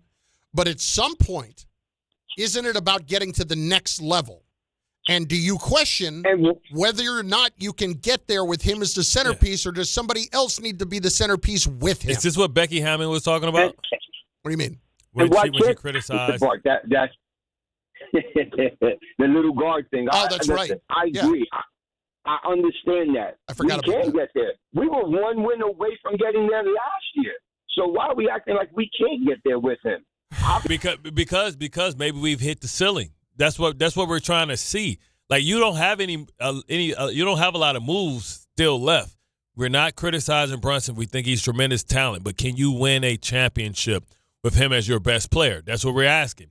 Because the second best player don't even get get any shots or get an opportunity to be able to be the impact that he should be, because Brunson doesn't feel like a force multiplier. He doesn't seem like a guy that is interested in – like the point guard is such a unique position because it's like the quarterback, right? It's your job to make sure your receivers get the ball early, get some touches to feel good about themselves so that they can block in the run game. It's important for Brunson to get Cat. Like, remember how Jordan was early? And he's a shooting guard. Remember how Jordan was early in his career, and Phil said, hey, man, you got to know when to take over, when to take your shots, but you have to get your guys involved because you can't have them watching you play, because then when you depend on them, they're not going to have the confidence to shoot the shot because they are in a rhythm. Now, you got a 7-footer that's being guarded by a 6'6" guy, and he's only getting 12 shots. 12 shots. That's on the point guard. I don't care how you slice it. If your big man ain't eating, your second best player, the biggest mismatch you guys have, he got into a piston match with C.J. McCollum because C.J. McCollum was barbecue chicken his ass, and he refused to be embarrassed and just suck it up and make the right plays by getting guys involved. He wanted to go shot for shot. So when you talk about going shot for shot, C.J. didn't miss. 4 for 4 when Brunson was on him. So they were going back and forth because Brunson gave him some back too. But C.J. made all his shots. Brunson missed one. That's the difference in the game. The last turnover is the difference between when you going back and forth with somebody, y'all both lighting each other ass up. I'm tired of hearing about last year. I'm tired of hearing about we were one away and all that, okay? I'm tired of hearing about how we had bad luck against the Pacers and that shot goes down. I'm tired of everybody not even acknowledging the incredible luck and fortune that you had in the first 2 games against the Celtics, blowing 20-point leads at home and couldn't throw it into the Atlantic from 3 on wide-open shots. And you guys act like none of that was part of the story, that the Knicks were just flat out better. Flat out better. Please acknowledge what this is, okay? It was an opportunity that went by the wayside. Did anybody in 1999 think that the Knicks were an NBA Finals team? Of course not. But they had some matchups that were good for them. Yeah. And they had some some luck with a ball that bounced in for Allen Houston. The point is, acknowledge when it's a beatdown and acknowledge when you were pretty fortunate. And against Boston last year, you were fortunate. It does not matter anymore. It does not. I'm really starting to think that this is giving you all a false sense of security of what this actually is. Yeah, I mean, sometimes better be lucky than good. And last year, the Knicks were both. I mean, you talk about Porzingis being hurt, Brown being hurt, and Drew Holiday being hurt. And with that being said, the time is running out on this group. This isn't a young group, right? Like a year or 2 seasons can make a huge difference in how guys get older, right? They box themselves in. Like Cat's up for an extension. Brunson's up for an extension in a little bit. They have to make a real decision. If this season is disappointing, meaning that I don't get past the second round, I'm going backwards, you have to consider tearing this up the best you can and trying to get involved in the Giannis, the Giannis talk. Ernest in Brooklyn next on ESPN New York. Ernest, what's up? Hey, how you doing, guys? I've called you before, and we have 3 major problems. And I'm going to start with Cat. I told you before I didn't like him. He was soft. But I'm not blaming all on him. Just hear me out. First, Cat, Shaq and Charles are always getting on him. He says, you should be insulted when they put a little guy on you. You should punish them. Cat doesn't do it. It's like he's afraid to go inside. I don't know what it is about him. Whenever he dominates them, and he should dominate this series. He's big enough, but he doesn't demand the ball, and that's him. Now we go to Brunson. Brunson dribbles too much. He should be trying to get Cat the ball. And I'm going to leave it at that. Now, the last part is Brown. I told you I called you numerous times before. I told you I didn't like Brown. And Brown's main problem is he comes up with a plan, but he doesn't have – once they make adjustments, it's like he doesn't know how to make an adjustment. He just has plan A, no plan B, no plan C. Let's talk about this. When he sees Brunson – wait 1 second. When he sees Brunson – he should be told when Brunson comes back, hey, you got to get Cat the ball. I need you to stop dribbling so much. I need you to get Cat the ball. Ernest, I love you. None of this is revelatory, okay? all of what you said at the beginning, we have said throughout the show. I want to get to the Brown thing because that was a bad night for Mike Brown. Yeah. That was a bad night for Mike Brown. You have to be the difference. Now, just so everybody knows, the veteran coach in this series resides in Atlanta. I don't think people really remember because he went there. That was a big deal. Well, when he was in Utah. Yeah, that was a big deal, Atlanta getting him. Yeah. That was a really big deal. And finally he has the roster. I mean, after trading for DeMarco Murray, having Porzingis, I think this is the group that he wants. Hey, I'm tired of looking at him. He looks like a beatnik poet in a village. He's wearing all black with the glasses, the whole thing. Looks so sophisticated. But here's the problem. It's out coaching Mike. I heard this question this morning, and it's an impossible question to answer based on all of the circumstances around it. But let's just take it from the game itself. If Tibbs is coaching that game, do the Knicks lose? I know you can argue that there had to be a change made and all those kinds of things. I'm just talking about in the individual game itself. If Tibbs is coaching that game, do the Knicks lose? No, because I think he figured a way how to protect Jalen a little better. Yeah. Rather they don't switch, rather they blitz the guy coming off of the pick. You know, when they run the ISO, they blitz him, get the ball in their hands, and have their defensive rotations down. You know, Thibodeau is known for being a defensive savant, right? That's his calling card. But here's the thing. Everybody all year is pointing to how the Knicks defense was actually statistically better this year than it was last year. Don't give me stats. Come on now. I can give you a stat to support whatever argument you ever want to make about anything. Yeah.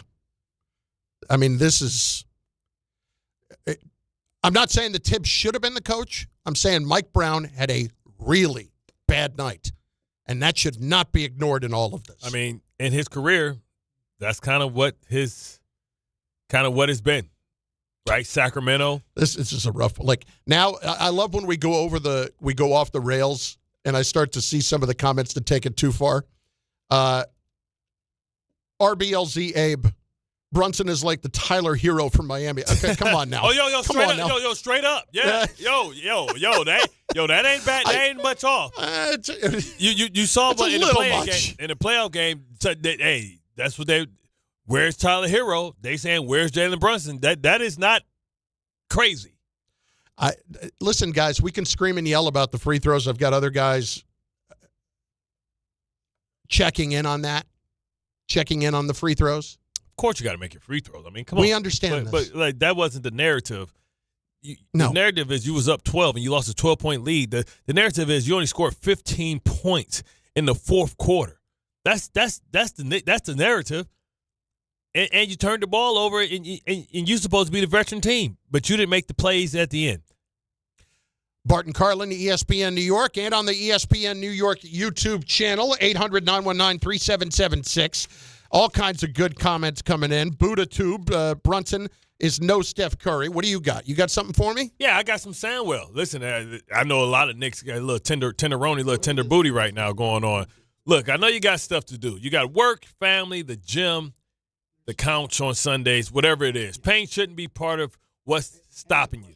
If you have neck pain, back pain, joint pain, or nerve pain that's running your life, call Dr. Jay Shaw at Sandwell Pain today. He's Ivy League trained, double board certified, and he specializes in non-surgical pain relief that gets real results. No cuts, no downtime, no dependence on pain medication, just a real plan to get you feeling better.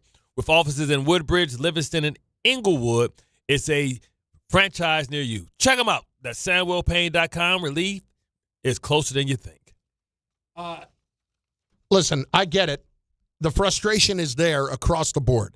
That's what I want to know from you guys, though, today. Who are you blaming the most for this last night? 800-919-3776. Merv in Winfield, it's been a minute. Merv, what's up, baby? How you doing?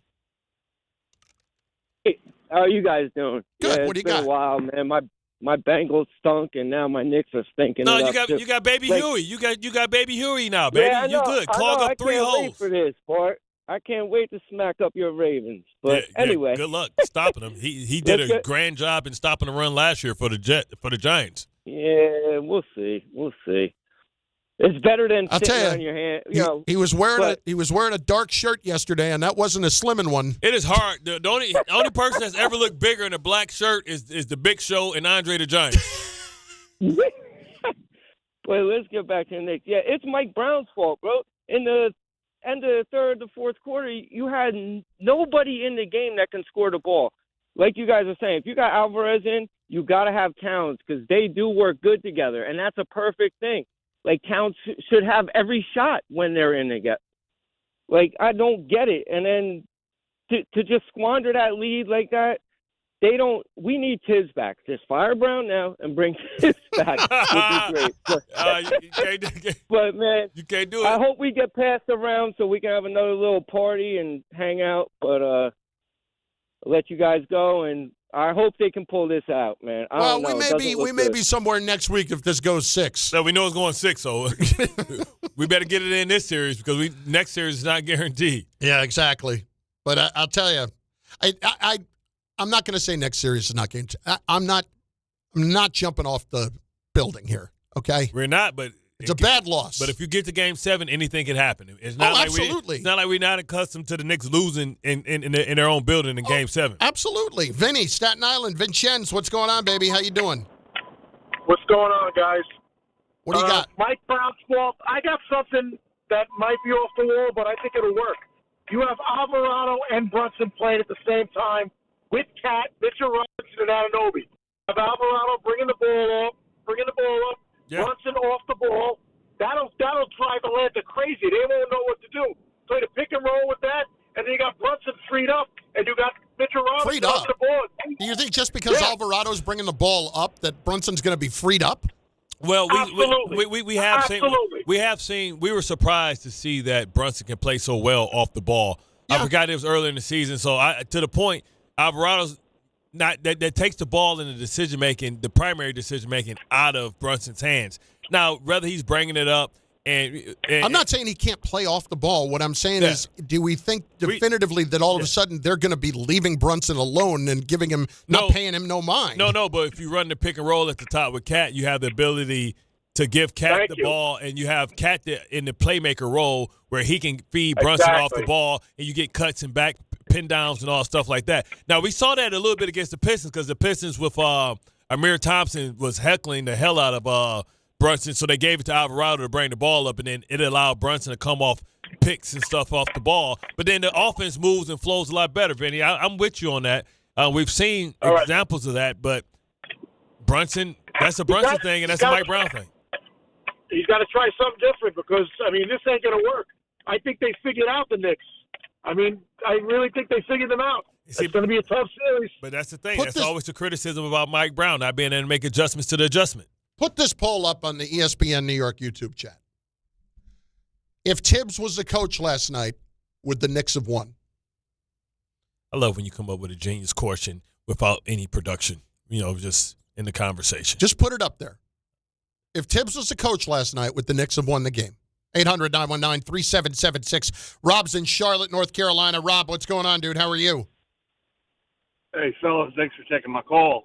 I'm really appreciating this Mike Brown hate at the moment. I'm not saying that I'm scared that the Knicks are going to lose this, but we're playing Allen Iverson ball.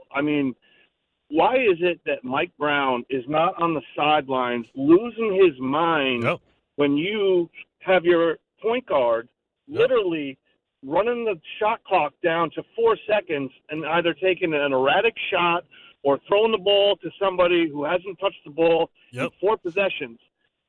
This has to be on Mike Brown. This is not how the Knicks are going to win.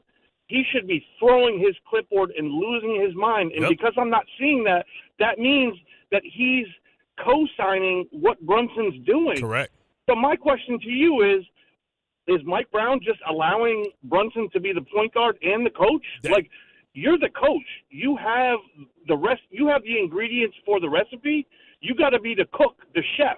He's got to chef this team to a Michelin star. This is ridiculous. Rob. You got to be the dude.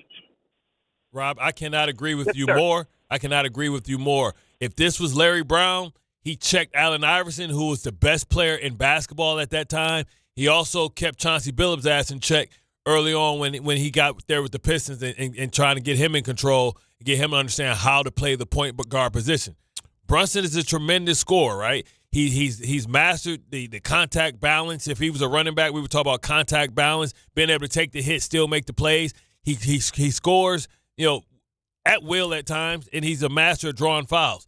But the primary role of the point guard is to get others involved, to embolden the guys there, to get guys the ball in their spots so that they can shoot at a high percentage. And he's not doing that.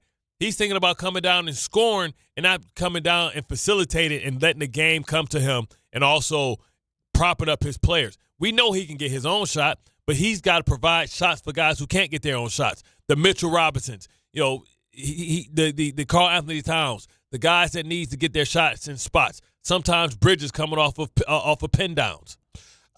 Couple of the comments coming in on the ESPN New York YouTube chat. As Perk would say, this is from Bronx Roots, keep a cool booty, guys. I think we're going to be fine, and we're going to get this turned around and get out of this series. I don't think anybody's worried about losing this series. Yeah, we're worried about the next one. When do you start to worry about losing this series? Because the Hawks are going to win one at home. Yeah, I'm worried about like how long it takes them to win this series based on Boston probably dog walking four games in a row against Philly and sitting there watching the Knicks and scouting the Knicks and seeing the things that they don't do well and be waiting for them rested and ready to go. I'm getting dragged in the chat too because I sneezed twice into my hand and I didn't know we had any hand sanitizer here. Nah, listen, I'm sterile, okay? Yeah. Everybody relax. I don't know how confident I can be with the 99% germ efficiency saying that the brand on front just says Amazon. You know what I'm saying? You know what I'm saying? It ain't no brand from nobody. It just says Amazon. It's like when I was growing up back in the day and we just had that detergent to wash our clothes. It just said soap on it in black. It was a white box that just had soap in black. Like, soap. Put your clothes on, be itchy as hell. And we used to have that ivory soap that like it used to have like this film and it was like an island, you can stand on top of it and it just be floating to you on the dirt. Like, damn. Ivory soap and scrape my skin off. I also want to ask this question to both Boombaka and to Tom Bauer, who are both Knick fans. Boombaka, when do you start to worry about this series? Do you worry about this series after the Hawks win another game? When is it? I'm a little worried right now. I want to take care of business game 3. I think game 3 is worried, meaning like we can lose this series. No, I'm not at that point. But game 3 has to be a statement game. Has to be. Bauer, where are you at with this? If the Knicks end up going down 2-1, I'm definitely worried. If it's 2-2 going back to the Garden, I'm a little worried. Essentially, if they go down in the series, that's when I start to sweat. After game 1, I felt no urge to sweat after that. Game 2, I started to sweat a little bit last night because I'm like, this is the same Knicks team that I've seen in the postseason before. They make my blood boil. And Tom, this is kind of how the rhythm goes, just like as athletes and how flow works. Like if Atlanta goes back and they feel really emboldened about how they played and they get energized by the crowd and role players play better and they win that game, but then in turn the Knicks win the second game. Now the Atlanta backs are against the wall, so them coming to the Garden is going to give them more juice to win. If the Knicks win, if the Knicks if Atlanta wins like the game 4, then the Knicks back are going to be against the wall. So naturally they would come home and probably win. So if it flows that way, like Knicks, Atlanta, Knicks, then you think about game 5 is always the most pivotal game in every series. It would be advantage backs against the wall after getting cussed out and making adjustments. It would be advantage Atlanta with a higher percentage to win game 5. And we know whoever wins game 5 normally wins the series. Okay, so going into the series, the Knicks were minus 290 to win the series. and the Hawks were plus 260. So in other words, to win $100, you have to bet $290 on the Knicks, okay? Right now, at 1-1, the Knicks are down to minus 194, and it's plus 162 for the Hawks. I tell you, for the Knicks, that's not a bad price. I mean, it's down less than 2-1 against. So in other words, you bet $194 to win 100. They have lost decent faith in the Knicks off of last night's loss. That is not a bad price. Let's do it. Hey, listen, we usually bet on this thing. If we win the bet, can you order Magic City wings and ship them here? I thought we whoa. I thought we were doing that anyway. Game 5, we need Magic City lemon pepper wings up in the building. We're gonna do a taste test between lemon pepper and one of their other places, and then what we're gonna do is we're gonna go get some Wingstop wings and some KFC wings because we know John loved those. We're gonna do who got the better wings. Blind do they taste have a test. franchise? Yeah, blind taste test. Lemon pepper from Wingstop. Need some garlic parmesan. Yup. There we go. And we're going to see who got the better wings. And some buffalo. And I promise you, I'm telling you. I don't know what type of sauce they got. I don't know what they got all in that sauce in that strip club. I want to be clear. Am I against anything that you're saying about wings? I'm not. Do I think that's going to fly when they had to cancel the Magic City night? I don't think there's a chance in hell it's going to fly with Disney. Bro, that ain't got nothing to do with wings. Bro, we buying wings. It's where they're coming from. Hold on. So we can discriminate against wings? How we going to discriminate? It's takeout. We ain't going in there. We ain't even in the same city. We just getting wings delivered. How the hell they going to discriminate against wings? You know what I just pictured? Wouldn't you love to have Bart as your lawyer if you're up against it and him in front of the jury laying it out? Blank check. If you just see feet, you can eat the meat. I don't even know what that means. Because if you just see the stripper's feet, you're not seeing no nudity. You get to eat the meat. Bart Carlin, ESPN New York. If you're heading into summer without a medical emergency kit, you're taking a risk most people don't think about until it's too late. Summer colds linger and can turn into sinus infections that last for weeks. Getting sick right now before vacation can derail everything. And when you're traveling, finding a doctor and pharmacy is stressful. That's why I ordered a medical emergency kit. It's like having urgent care and a pharmacy right at home. It includes essential prescriptions like amoxicillin and generic Z-Pak to treat a wide range of common and serious illnesses. So if you wake up sick at home or on the road, you already have what you need. No waiting for your doctor, no hours at urgent care, no pharmacy lines, no copays. Just match your symptoms to the right prescription in your guidebook or call their telemedicine doctor standing by. Start on your meds sooner and feel better faster. Every home needs at least one medical emergency kit. Order yours online in minutes and it's shipped to your door. And save $45 with my promo code 880 at urgentcarekit.com/880. That's promo code 880 at urgentcarekit.com/880. Join DiPietro and Rothenberg this Thursday night for a special couch cast of Round 1 of the NFL Draft. Presented by Calandra's Bakery. The Jets and Giants now have 4 picks in the top 16, and Rick and Dave will react live as the first round unfolds. Plus, the guys will also react in real time to Game 3 of the Knicks-Hawks series. Catch it all in this YouTube-only exclusive, and it's all from Calandra's Bakery and ESPN New York.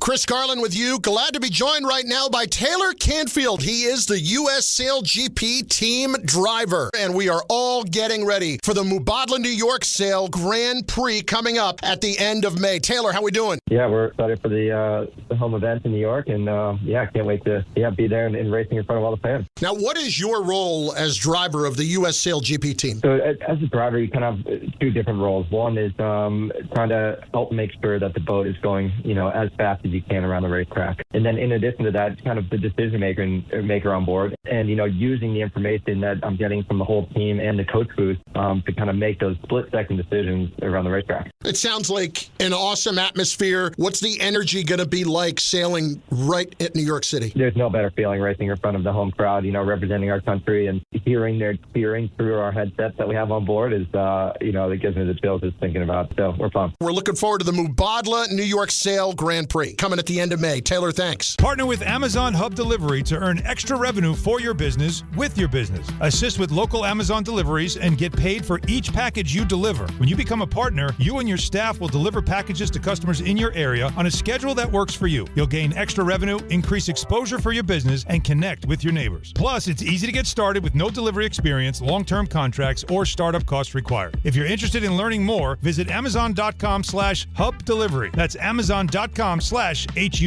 Delivery. The New York City Department of Correction offers countless career opportunities, from specialized units to leadership roles that support public safety and change lives for the better. It starts with one step: registering for the New York City Correction Officer exam. Earn over $109,000 after just 5.5 years. Benefits on day one, job security, pension at any age after 22 years of service. Go to nyc.gov/joinDOC or search Join DOC. One career, many opportunities. Register today to take the test. If you've been injured in an accident that wasn't your fault, then you need a lawyer who knows New York's unique personal injury and workers' compensation laws. At the Parisman Firm, they have decades of experience handling all types of accident cases and a proven track record of delivering huge results. Their team has already recovered nearly $1 billion for injured New Yorkers. From construction to car accidents and slips and falls, they've got you covered. Call the Parisman Firm now at 718-WORKERS, where your case is their cause. Get the justice you deserve today.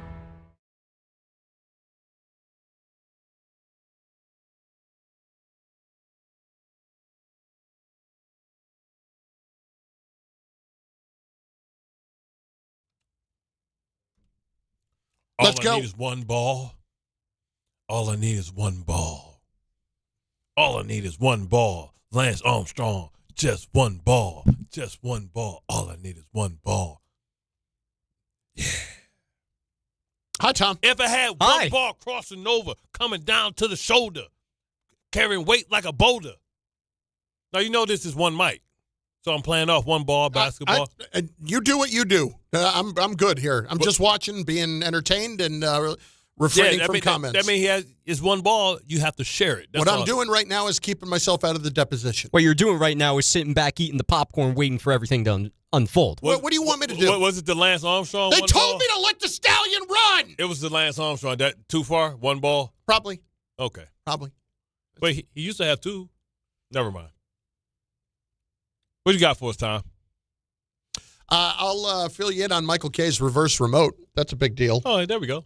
Because the Michael K Show has got a massive reverse remote coming up this Thursday, April 23rd, presented by Floor & Decor. A full show takeover with everything you need to upgrade your home while we break down everything happening in New York sports. And if you're in Brooklyn, stop by Floor & Decor's flagship store.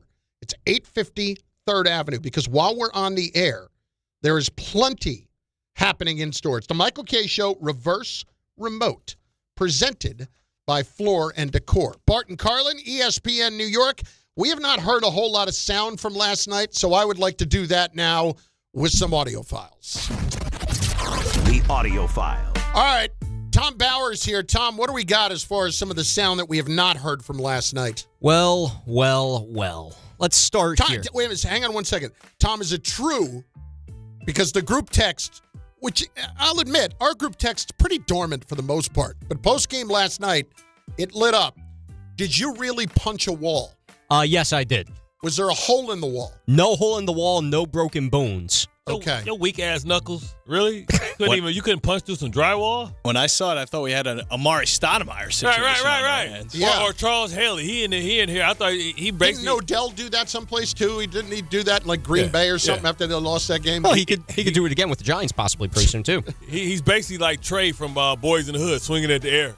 So... I'll take you behind the scenes. So what happened was the final play happens. I'm sitting up in my chair. I'm like, the Knicks are going to win. Mikal Bridges gets the ball. There's a 50-50 chance the Knicks are going to win. And then he misses a shot. I yell. 50? I yell a bad word, and then I punch the wall, and that was the last word I said all night. That was the last word all night long. Then he went quiet? I went quiet. Were you by yourself? I kind of like stormed off. Yeah. So he had people over, he stumped off and went in his room. Yeah, pretty much. I was taught from a young age that if you don't have anything good to say, maybe don't say it.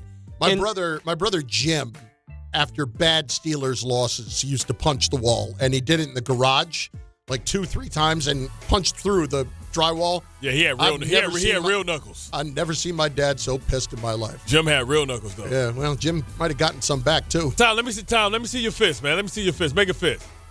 Yeah, you got Junior Whopper hands. Yeah.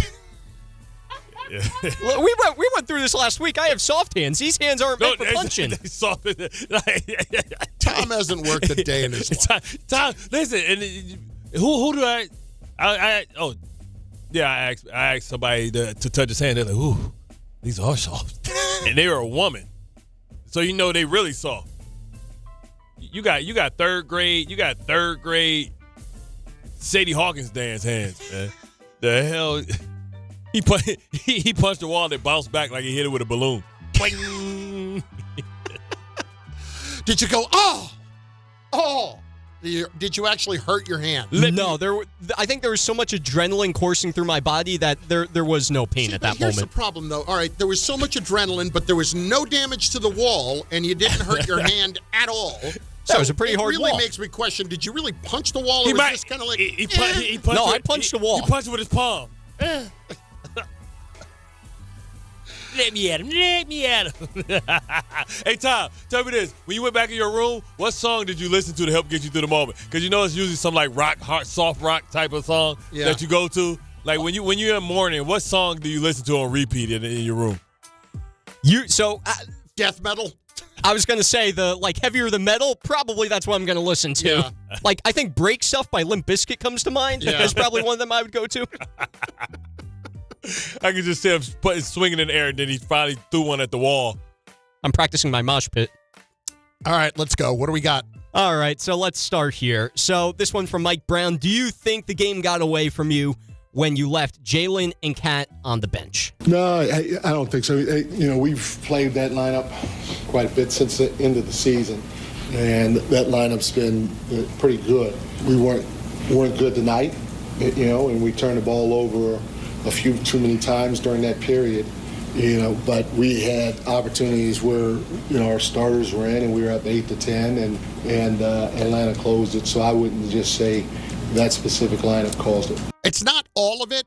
It contributed because it was a good 4 minutes and 15 seconds or so that those two were on the bench. But in this series, should they ever be on the bench at the same time?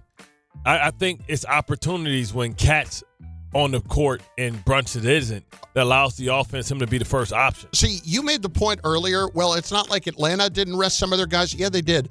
But what he tried to do there was steal some minutes. Yeah. And it was ill-advised at the moment. He didn't make an adjustment on it. Yeah, but you could have started Kat in that quarter and then got him a break and brought him back in with 4 minutes to go. And then, because that way you could have extended the lead even more because he would have been barbecue chicken and he would have probably got Kuminga in foul trouble and you would have been shooting in the bonus a lot earlier.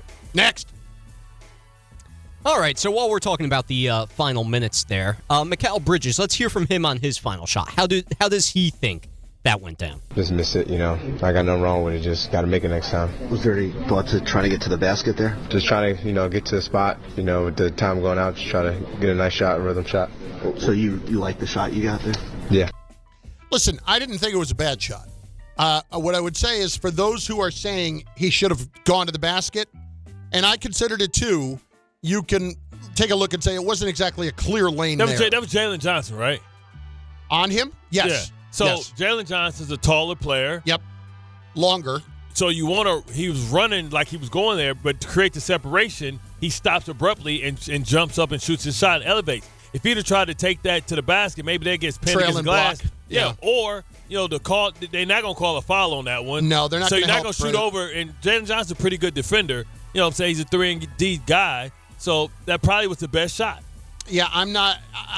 I don't kill him on the shot selection. Like, really, last night, Bridges is not the guy I look at. And you want to say that he's not the guy that should be taking that shot? Well, off the missed free throw on the quick outlet, you did what you could getting it up the floor. And Brunson was not open right away. So I didn't have a huge problem with it. I didn't think it was an awful shot. And I have spent my season all over Bridges and all over Towns. And last night, those two were not the culprits. Next. Next one from Carl Anthony Towns. Some people call him soft, and those people are... At any rate, did you let your foot off the gas pedal at all? I don't know. I don't know about that.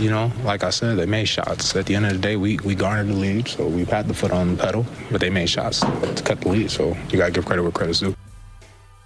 He's too damn nice, man. Yo, I ain't take my foot off the pedal. Just like Bart and Carlin show, Brunson grabbed the wheel and drove us off the damn road. That's what happened. All he had to do was keep feeding the beast. Feed the beast. Paul over I'm 8 for 12, dog. Paul now over on the ESPN New York YouTube channel. Should Tom seek therapy for his rage problems? I don't even know if I can call it rage. It's like a pillow fight. You know what I'm saying? Yeah. It's like we call that a hissy fit. Did he have a conniption? I can't even spell that. So I don't know what that is. Did he have a fit? What did he have? He had a temper tantrum. Is it a tantrum? Yeah, he had a tantrum. Did you stomp your foot? Oh, absolutely. He stumped out the room, went in there, started swinging at the air, and he lost sight of where he was and punched the wall by mistake. They look up some synonyms for the word tantrum. Yeah. You go ahead and do that. I'm gonna play some Jalen Brunson Please quotes do. in the moment. Your thoughts, Jalen, on the fourth quarter offense of the Knicks? We were a little stagnant. Obviously, I can control what I can control. And so poor decision-making on my part. And a couple possessions, they played great defense, knocked the ball out of my hands. We just we got to play better with the lead. That's twice in the fourth quarter now that we've done that. It's nice that he said I have to be better with my decisions. It's a little late. And it's happened quite a bit. But where's the coach, man? Like, we can't, the coach supposed to, like, look, hey, this is what we run, pick and roll, whatever it should have been. It's almost like they conceded that, hey, well, Kuminga's doing a really good job on Cat tonight. No, he's 8 for 12, brother. And I don't know how many of those 8 for 12 ended in some free throw attempts. You know what I'm saying? So, the percentage may be even better. Just disappointing all the way around. Next. Cat, quit playing light skin, man. And one more from Jalen. How can you do better against C.J. McCollum on defense? He was in a great rhythm. I got to disrupt it, make him play on his heels, make him react to me defensively. And he was just in a rhythm, and you got to give him a lot of credit. Yeah, no offense. That ain't going to happen, Jalen. How the hell can he make him react to him? But you going to put some real strength on him? He bigger than you. What are you going to do? You going to out-quick him, beat him to the spot? Come on, man. Like, it ain't nothing you can do to disrupt his rhythm. Like, but go for a steal and hope you guess right. And then you guess it. Now it's just barbecue chicken. Listening to him talk about defense is like listening to me giving you diet advice. Like come on now. Yeah, because for me, this salami sandwich really, works because I see the tape. Because this salami works for me, but you would suggest that I don't eat processed meat and bread. I tell you, that thing cheese. has been smelling good all morning. You got salami with some mustard on there. What is that? Rye bread? Yeah, sourdough. With a little mustard and mayo. You know what I'm saying? You're a big fan of the sourdough right now after last week, I'm assuming. I always eat sourdough. I love sourdough. Rye bread, sourdough, because it's the healthier of the breads. Unless you're going to eat Ezekiel bread, which tastes like concrete.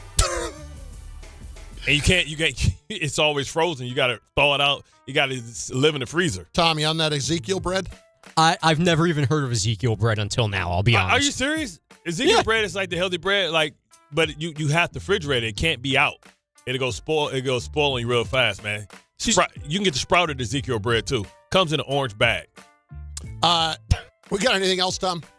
Yeah, I do. But real quickly, did you find any synonyms for tantrum? Yeah. Did you have an outburst? I think an outburst is a good word. How about a meltdown? Not completely. Hissy fit? Yeah. You can argue. I told you, hissy fit. Did you make a scene? I would say so. I punched a hole. I punched a wall. How many people was watching with you? It was just my parents. Oh, my God. She's like, you know what your dad did? Like, that's your damn son. Would you call it a flare-up? A flare-up? That sounds more like an injury. If my hand was hurting today, that would be a flare-up. Did you get your dander up? A flare-up sounds like an STD. Don't ever agree to no flare-up, Tom. Tom's getting a Z-Pack. Yeah, your dating pool, all your swipes would be removed. Unseen. Did you get worked up into a dander? I don't know what a dander is, but sure, that sounds appropriate. How about a huff? Was it a huff? A huff and a puff? Did you have a storm? The storm's not out. Hey, did you storm off? Yeah. Hey, what Tom didn't know when he punched the wall, they heard it. They went and listened to the door to make sure he went in there like crying and stuff. Would you call it an outburst? Yeah, outburst I think is the word of the day right now. Hey, Tom, did your mom bring you a glass of milk and a cookie? No. I see what you're insinuating there. No crying. There's no crying in basketball. But it's swinging that air and punching walls. What's the last one, Tom? All right, so all in all, Knicks lose last night. It's 1-1 now, Mike Brown. What is your message to the team after this loss? The reality of it is, it's why these things are 7-game series. You got to keep taking it one possession, one quarter, one game at a time. And, Atlanta came in here and they took one from us at home. And, in my opinion, you got to be able to win on the road if you expect to get where you want to go to. And so for us, we got to go win on the road. Is he going to ever call somebody out? Like, have you ever heard him call, Tibbs will let you know. Like, a lot of coaches let you know, we got to be better than this. We're not supposed to lose in our building when we up by 12 points. We got to play better defense. We need to make sure that we're on the string, know our rotations. We got to crash boards and we got to hit our damn free throws. Like, when is he gonna put on the team? Well, see, that's exactly what the up and smoke people was talking about. He too damn nice, man. You know what he looked like? Remember the series Lil Bill? He's like a grown-ass Lil Bill. We'll remind you of those comments. I'll find out who Little Bill is next. Bart Carlin, ESPN New York. Right now, new FanDuel customers can bet $5 and get $250 in bonus bets if your first bet wins. That's right. Turn $5 into $250 in bonus bets just for getting started. From player props on your favorite stars to all the tools you need to back them up. It's everything you need all in one app. So don't miss your shot. Head to FanDuel.com/local to get started. Right now, new FanDuel customers can bet $5 and get $250 in bonus bets if your first bet wins. That's right. Turn $5 into $250 in bonus bets just for getting started. From player props on your favorite stars to all the tools you need to back them up. FanDuel, official partner of the NBA. 21 plus and physically present in New York. First online real money wager only. $5 first deposit required. Bonus issued as non-withdrawable bonus bets, which expire 7 days after receipt. Restrictions apply. See terms at sportsbook.fanduel.com. Felt with a gambling problem, call 1-877-8-HOPE-NY or text HOPE-NY. That's 467-369. You remember what it feels like to move without thinking about pain? To get up, sit up, walk, work, or live without that constant ache? If neck pain, back pain, joint pain, or sciatica took that away from you, it's time to get it back. I'm Bart Scott. Dr. J. Shaw at Sandwell Pain is the guy you need. Ivy League trained, double board certified, no surgery, no scars, no long recovery, just precise, image-guided, non-surgical treatments designed to get you feeling strong again. With offices in Woodbridge, Livingston, and Inglewood, and most major insurances are accepted, there is no reason to wait. Go to SandwellPain.com. Relief is closer than you think. New York Knicks fans, here's a total slam dunk. For a limited time, new Verizon Mobile and home customers can get Fios and a line of mobile for just $69.99 a month with AutoPay. Get Fios 300 megabits per second for $20 a month and unlimited welcome for $50 a month plus taxes and fees when you bring your own phone. Visit a Verizon store today to learn more. For new Fios Internet and mobile customers, discounts applied over 36 months. Mobile and home discount enrollment required. Additional terms apply. In times of congestion, unlimited 5G and 4G LTE may be temporarily slower than other traffic. Domestic data roaming at 2G speeds. This is Rick Brunson, the assistant coach from the New York Knicks. I'll be driving to our games this season in style in my new Jeep Gladiator from Princeton Jeep. My friends at Princeton Jeep gave me all-star treatment, and you can expect the same thing. Just mention I sent you, and they'll treat you like family. Princeton Jeep has tons of inventory and great deals on new vehicles. Visit Princeton Jeep at 1045 State Road in Princeton, New Jersey, or online at PrincetonJeeps.com and tell them Rick Brunson sent you. Evan Cohen here. Game day brings the excitement. Your stay should feel just as memorable. With Marriott Bonvoy, official hotel partner of the NCAA and U.S. Soccer, you're connected to a portfolio of brands designed for how you travel. Some offer complimentary breakfast, others give you room to spread out, space to stay productive, or extended stay comforts. So whether you're a traveling fan or part of the team, Marriott Bonvoy celebrates the moments that live on before and after the game. Marriott Bonvoy, where game day checks in. Hey, it's Rich Eisen for Pella Windows and Doors. Sometimes teams take a timeout to regroup and call the right play. When it comes to your home, Pella Windows and Doors always has the winning game plan. They're not just window and door experts. They're experts at taking care of you and your home. At Pella, they find the products that meet your needs and their experts install them. They do it every day, and that's why your neighbors trust them. Discover why Pella is a trusted choice for homeowners everywhere. Visit Pella.com/Eisen today. That's Pella.com/Eisen. The Knicks are in the playoffs and working toward their ultimate goal. The 2025 NBA Cup champions, your New York Knicks. Will this be the year the Knicks punch their ticket to the NBA Finals? The Knicks have much bigger goals at the end of the year. Step back three with 5 seconds. He got it! Jalen Brunson steps back and puts the Knicks in front.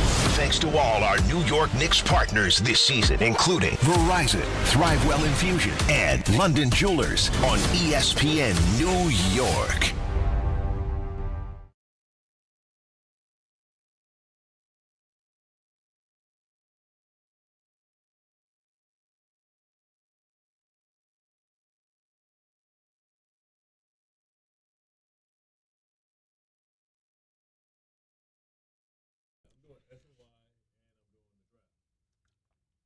Bart Carlin, ESPN New York.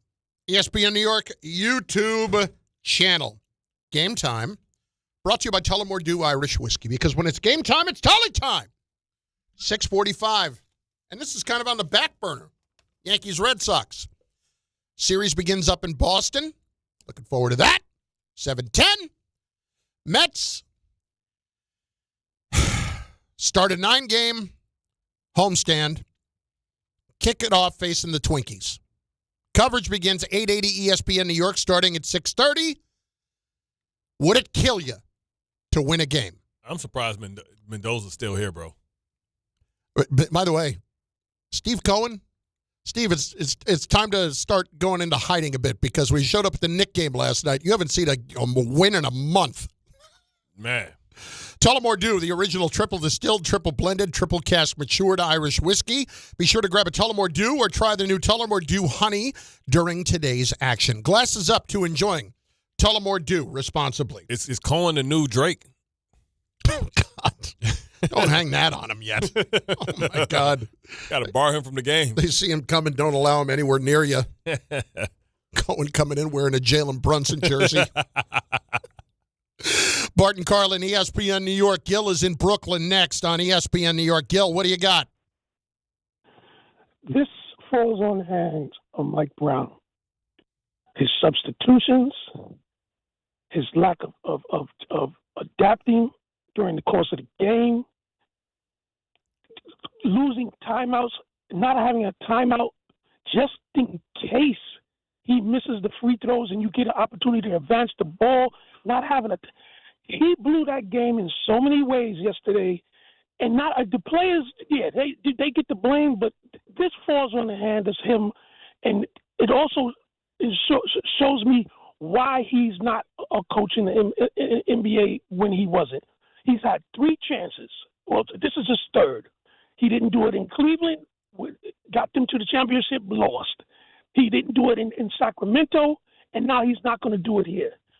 I like the guy, but he's not – the moments are too big. And he's had opportunities. Let's remember a couple of things. Number one, he was what, the 3rd choice? The 4th choice? What was he? That's true. That's true. But he's still the coach.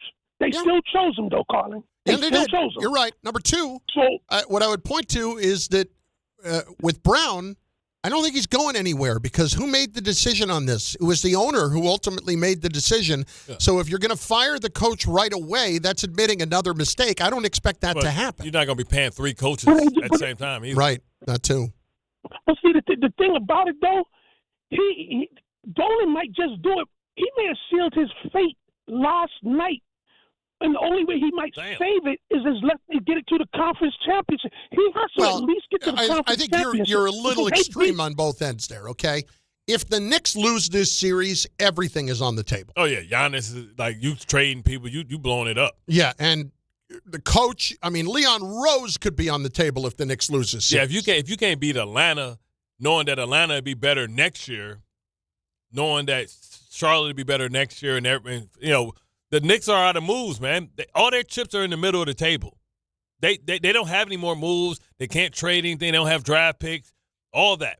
What they did with Bridges and bringing all that, giving all that draft capital up, then investing in him monetarily, Brunson's extension or next contract is right around the door. Like, can you imagine asking Dolan to pay luxury taxes on this because you move up in the apron because you got to pay Brunson, and then you have to pay Cat right after that? Cat has 2 years. He's eligible for over 60. Brunson took a discount. Nah, you got to win now, bro. Let's hit Mel, Jersey, next. ESPN New York. Mel, what's up, buddy? Hey, good morning. My thing is, I think this is a whole NBA issue. I feel like we're stuck in 2015, 2016. James Harden, his nickname was the system, and I see so many teams still play like that. Everybody want to shoot threes like they Steph and Clay. Everybody's not Steph and Clay. And even when Steph was shooting threes and Clay shooting threes, they still was running off of 2 picks or something. I get that the floor is more open, but that's leaving us for, like, running up layups, and off-balance shots. And I'm like, I'll go to games, too, and I would see the same player get the ball possession after possession after possession and shoot a 3 and miss, and then the other team is just running back down the court getting so many buckets like that. So many teams are scoring like that. Now, don't get me wrong. There are still a few teams that you can see some personality, some style. But so many teams are playing like that James Harden style where, like you said, Bart, they throwing grenades. But, like, we need creativity. You got 5 players on the court. You could make some plays that's going to make shots easier. With the NBA, the entire NBA got lazy. There's some teams that still have style that you can see, but most of the teams are looking like the same team, just different uniforms. Yeah, they don't have sets, to your point. They don't run true offenses anymore. ISO ain't an offense. But it's not a system. And that's why, like, when we talk about Mike Brown, all this has to do is when you're working on – you're making a big deal about you're working on the pick and roll late in the year, and then I can't see it at all when the game matters. Nobody can say to Jalen Brunson, hey, maybe we need to not go ISO all the time here. Yeah, bro. Like, what is it? 4 out, 5 out, whatever they call it. Like, bro, like, let's actually run a play, call a play. Like, I mean, see, there we go. Like, because I only know the Pistons, like the whole Rip Hamilton coming off the curls, double strings, stagger screens, coming around. That's perfect type of offense. Why was Reggie such a great player, coming off curls? Yes. Like, I believe that Bridges' game is the same way as Rip Hamilton's. I feel like they should be setting those same stagger screens, letting them come over, catch and shoot 15, 16 feet, jump shots. They should have shots or opportunities like that for him coming off of that, especially because he's the third guy that nobody's really paying attention to. So if you got Cat and Brunson on one side, on the right side, and on the left side, you running pin downs and stuff for Bridges, it should be plays like that incorporated. Who are you blaming? 800-919-3776. Lines are open, 800-919-ESPN, the ESPN New York YouTube channel. The chat there as well. People in caps. Why the hell was Cohen at the game last night? He's bad luck. So let's not blame him, okay? He's got enough problems. Way to point that out, Carlin. Now everybody remember. Dude shelling out $500 million. They've lost 11 in a row. Yeah, he deserves nice things, too. He like, I ain't playing. Crap, I need to get my head away from it. Bart Carlin, ESPN New York. Hey Yankees fans, come out to Yankee Stadium on Saturday, May 2nd for the Yankees' annual Star Wars Day. Enjoy special appearances by some of your favorite Star Wars characters, and the first 18,000 guests in attendance will receive a max-free Mandalorian bobblehead. Get your tickets now for Saturday, May 2nd, Star Wars Day at Yankee Stadium. For tickets, visit yankees.com/tickets. And may the Force be with you. Discover where your future can take you at SUNY Canton Spring Open House on Saturday, April 25th. Explore exciting new programs like data science and analytics and cybersecurity designed to prepare you for today's most in-demand careers. Tour campus, meet faculty, connect with current students, and sit down with financial aid representatives. Plus, attendees can enter for a chance to win a scholarship. For registration details and information about courtesy bus trips from New York, email admissions@canton.edu. SUNY Canton, your future starts here. Join DiPietro and Rothenberg this Thursday night for a special couch cast of Round 1 of the NFL Draft. Presented by Calandra's Bakery. The Jets and Giants now have 4 picks in the top 16, and Rick and Dave will react live as the first round unfolds. Plus, the guys will also react in real time to Game 3 of the Knicks-Hawks series. Catch it all in this YouTube-only exclusive, and it's all from Calandra's Bakery at ESPN New York. At City Harvest, we believe no New Yorker has to go hungry. With your help, we're on the road 365 days a year, rescuing over 77 million pounds of nutritious food and delivering it free to millions of New Yorkers, transforming surplus food into sustenance, sustainability, and smiles, rallying thousands of New Yorkers to power a network of nourishment across our city. One day, one meal, and one New Yorker at a time. That's how we feed good. Tuesday with Don, Hahn, and Rosenberg. A rough fourth quarter doomed the Knicks in Game 2. Bridges, far side baseline, pull-up jumper, missed it. Atlanta wins. Atlanta comes in and highway robbery. They steal Game 2 to even up the series. The Knicks are not a great team. They're a really good team. They might flirt with greatness sometime. They may even do it in these playoffs. Don, Hahn, and Rosenberg today at 3 on ESPN New York and streaming live on YouTube. Prizes, flyaways, even cash money. You want it? We've got it. Find a list of all contests and official rules by visiting ESPNNewYorkContests.com. That's ESPNNewYorkContests.com. DiPietro and Rothenberg's NFL Draft Couchcast, April 23rd, exclusively on the ESPN New York YouTube channel, WHSQ and WCBS-FM HD2, New York. In sports, the tape never tells the whole story. Hiring is no different. AI can make candidates look like an MVP on paper, so knowing the person and the skills behind the resume matters. That's where Robert Half changes the game. Our recruiters combine their expertise with award-winning AI to evaluate skills and fit quickly. Learn how we can find you specialized talent in finance, accounting, technology, and more. At Robert Half, we know talent. Visit roberthalf.com/talent today. Harry Douglas here. I don't wait for birthdays to celebrate. I grab Confetti Craze 5-Hour Energy. It tastes like rich vanilla birthday cake with buttery funfetti goodness. Seriously, it's unapologetically extra in the best way. And it's sugar-free, so I get all that cake flavor without the guilt.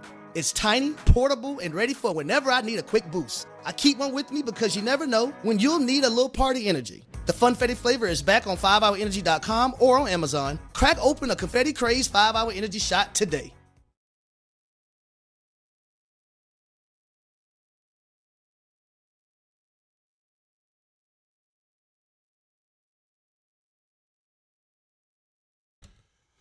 What a nightmare. What an absolute nightmare of a loss that was for the Knicks last night. And I'm not under any illusions that they're in big trouble in this series. What you're doing, though, is jeopardizing with every extra game that you have to play, jeopardizing your ability to go for a long run here in the postseason. It's Bart Carlin on ESPN New York, on the ESPN New York YouTube channel. It is, of course, noon, which means what?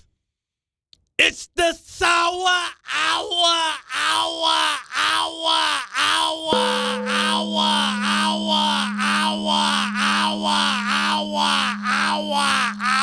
It's the sour hour, baby. We lost Sexy Dexy. The Mets stink. The Yankees have a pivotal series. And then our Knickerbockers took the L to the chin.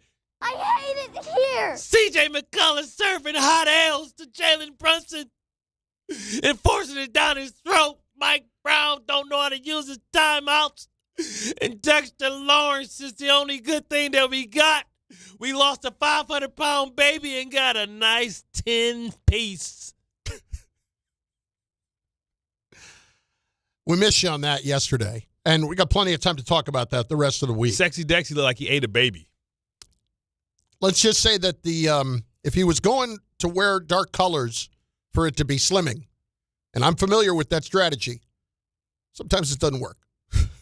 And that would be one of these times. At any rate. How can black start turning to he's like a black hole?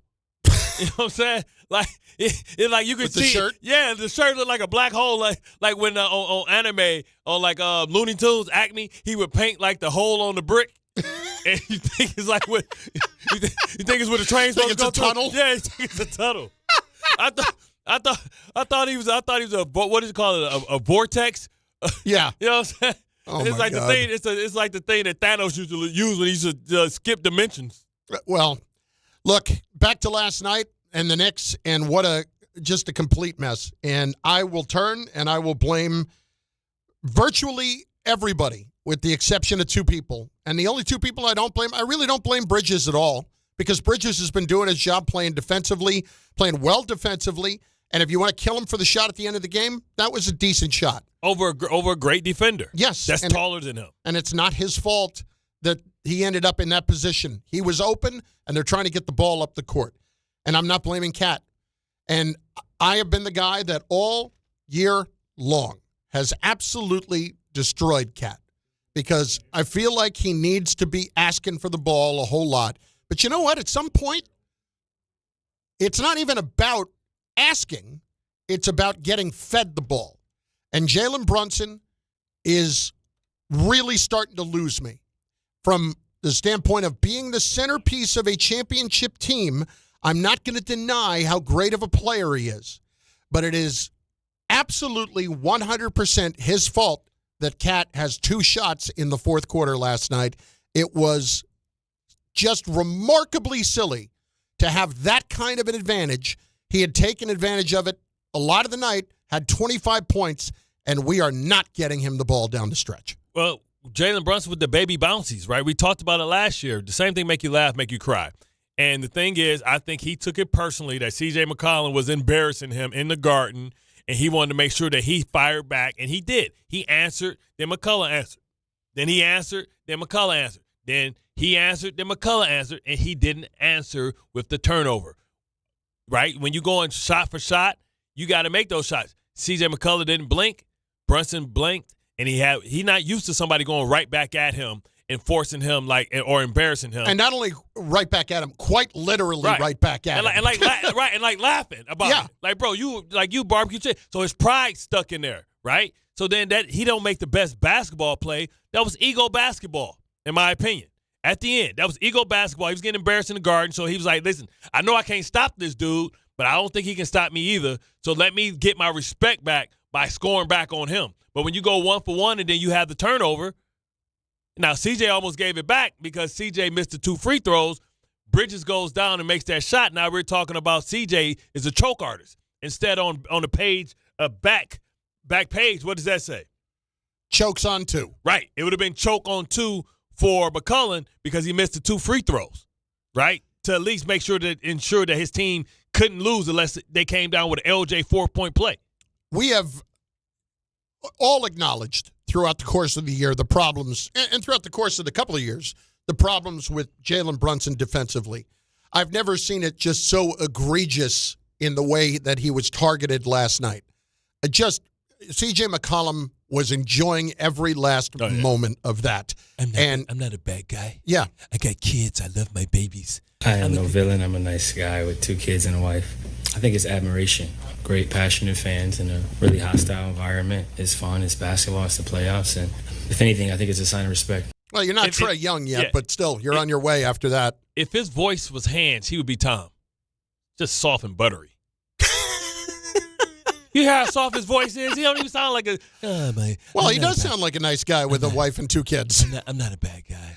I'm not a bad guy at all. I'm soft and fluffy like Tom's hands. And then Brunson getting stripped late to the ball. I mean, there was no urgency to get the ball to anybody else in any spot. Damn. And you can point to, and it's not just Brunson, but I am really starting to question as to whether or not he can be the number 1 centerpiece on a team that wins a championship. He can be a number 1 centerpiece on a team that has turned around their fortunes over the last few years. Can I ask you this? If Mike Brown, if this only goes 2 series, if they lose to Boston, do you sign Billy Donovan?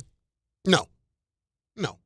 I mean, Billy Donovan built that thing in OKC, and now he's available because he just That's a long down. time ago now, too, though. You know, I mean, what's going on in Chicago? He just stepped down, though. Did he officially step down today? He did step I'm giving down. you breaking news. That is one of the headlines. I was giving you breaking news. Just now? Yeah. It just flashed on my phone. I'm giving you breaking news in real time. No, I would not. Billy Donovan, no. What you mean? Hold on. You got to ask yourself. Listen, they were a mess. Like Cody, what's his name? Cody White. I love him. You know what I'm saying? But that Pat Williams draft, they drafted and brought in some bad players. And then they brought Lonzo Ball in there, his bad knees and all that type of stuff, taking his Achilles and grafting and all that kind of craziness. I think Billy Donovan is a damn good coach. I'm not saying he's not. I'm saying if they lose next round, I'm not firing Mike Brown for Billy Donovan. Why? Because losing to the Celtics is not exactly a black mark. Why? Because I look back at last year, as everybody else does now, and I look at it a little bit differently than you do, because people just take that for granted that, we were just better than the Celtics last year. We beat the Celtics. What are you talking about? No, you had a lot of things go your way in those first two games, and you can't acknowledge it. Okay. That's a problem. Okay, what if they lose to Boston, but the Atlanta series goes 7? And then they get swept by Boston? Yeah. We can have a discussion. Okay. But again, it's not even Billy Donovan. We can have a discussion about the situation. Like last year, when they fired Tibbs, they thought they had their guy lined up, whether it was Kidd or whoever, and they were either getting played for Kidd to get a new contract, or they did not have all their ducks in a row when they did it. Because you don't want to go down. Here's what I don't want to see again, okay? Uh-huh. If we're going to talk about firing Mike Brown, please tell me that the next plan is in place and ready to go, because I don't want to go through a series of events again where I have to go through a group of more interviews and get down to my third and fourth choice again. Well, we didn't know we were going to fire him because we didn't know we were going to come up this short, if that becomes the case. Well, so you have to go out and say, okay, what can we do? Who can we get? I don't think that will happen. If they lose this series, okay. If they lose the Boston series, if they lose this series, or they lost that way, where they 1-7 here and then got swept and embarrassed by Boston, then we can talk about it. So if you losing Boston, in those two circumstances, I would say everything's on the table. If you lose to Boston, and you got, does that mean you got to do everything that you can do to beat Miami to trying to get Giannis? Oh, I think. Absolutely everything's on the table. So basically, what I'm asking is Cat and Bridges playing for their Knicks career? Absolutely they are. But I'm not going to blame Cat for last night. I'm not going to do it. It's the only criticism is going to be Shaq is going to say, you the big man. Yes. You're supposed to go down there, push that little 6'6" dude underneath the basket so damn far and pin his ass down that they have no choice but to give you the basketball. Why the hell is your big ass hanging at the three-point line when you got Kuminga on you that's 6'7"? I don't disagree. So take your big ass. So if you want the ball, take your big ass underneath the basket. Guess what? If I was Cat and Brunson on that BS, I'm gonna go stand inside. I'm gonna stand inside the lane. You gonna give me the ball? I'm gonna get 3 seconds. All right. How about that? So look at this. All right, with Cat, the only problem I have is that he continues to downplay the notion that he needs to be more involved when he says things like this about the fourth quarter and having just 2 shots. The opportunity just didn't come around shooting. But at the end of the day, I trust everybody in this locker room to shoot the ball. The opportunities weren't available for me in the fourth, and it was fine. You're doing the right thing there in your own mind of being the good teammate and trying to say all the right things. But we also understand that the demeanor on the court has to be a little bit different. And I don't definitively know that it's not, but it certainly doesn't look like it is, because when I see Cat and he's okay not getting the ball in the fourth quarter, I should see an annoyance at some point. And then, Bart, how about the Josh Hart comments after that? We have to make sure he's involved.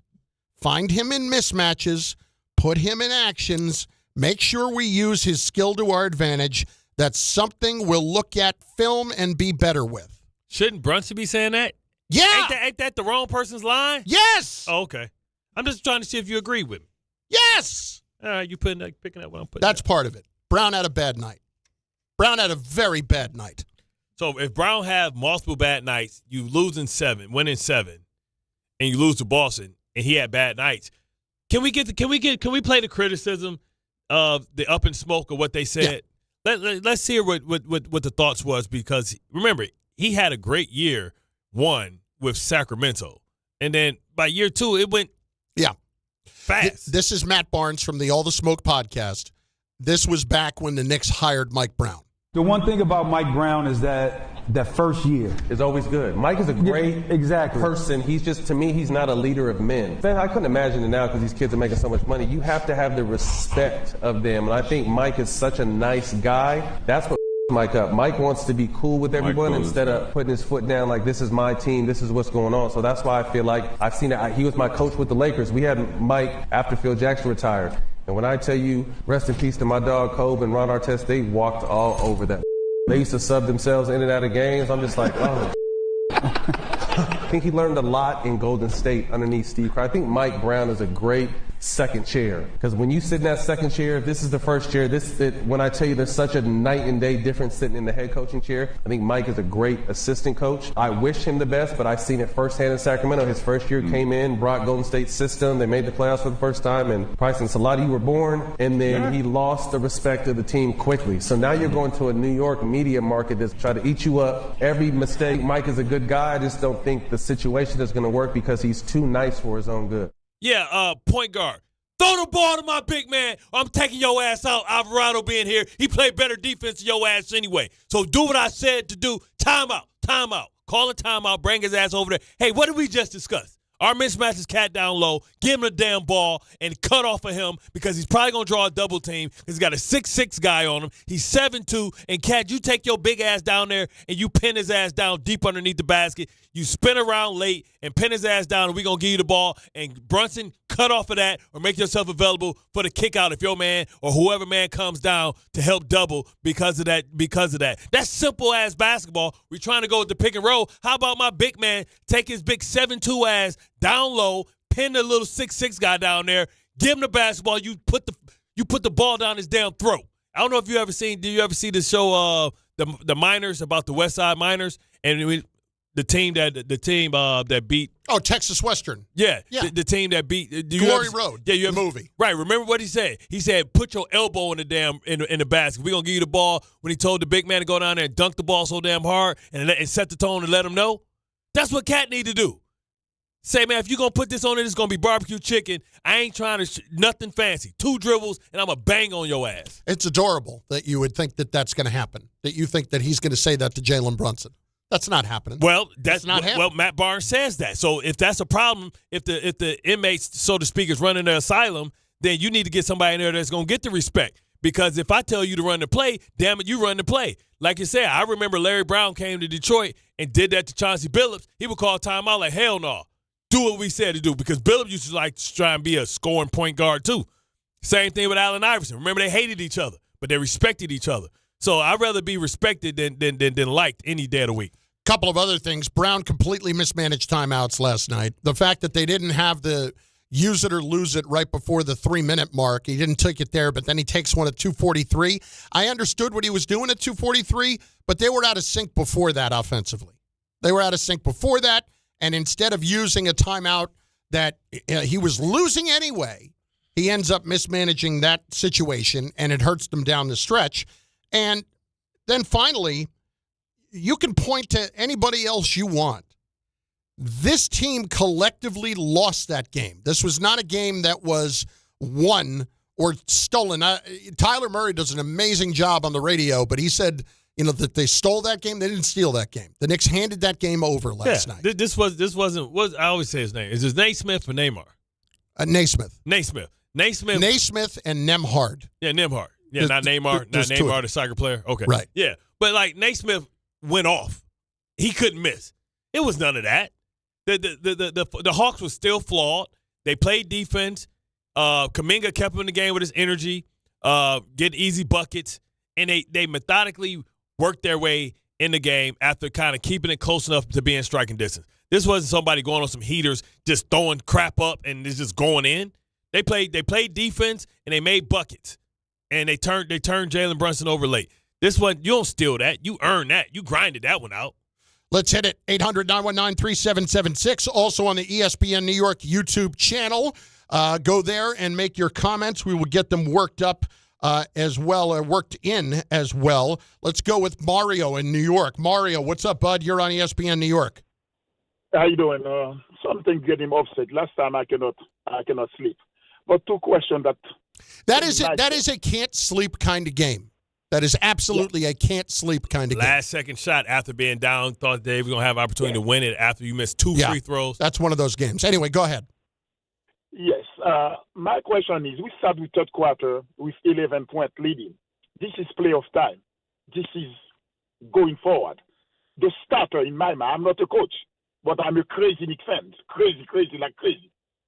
The starter should start the game.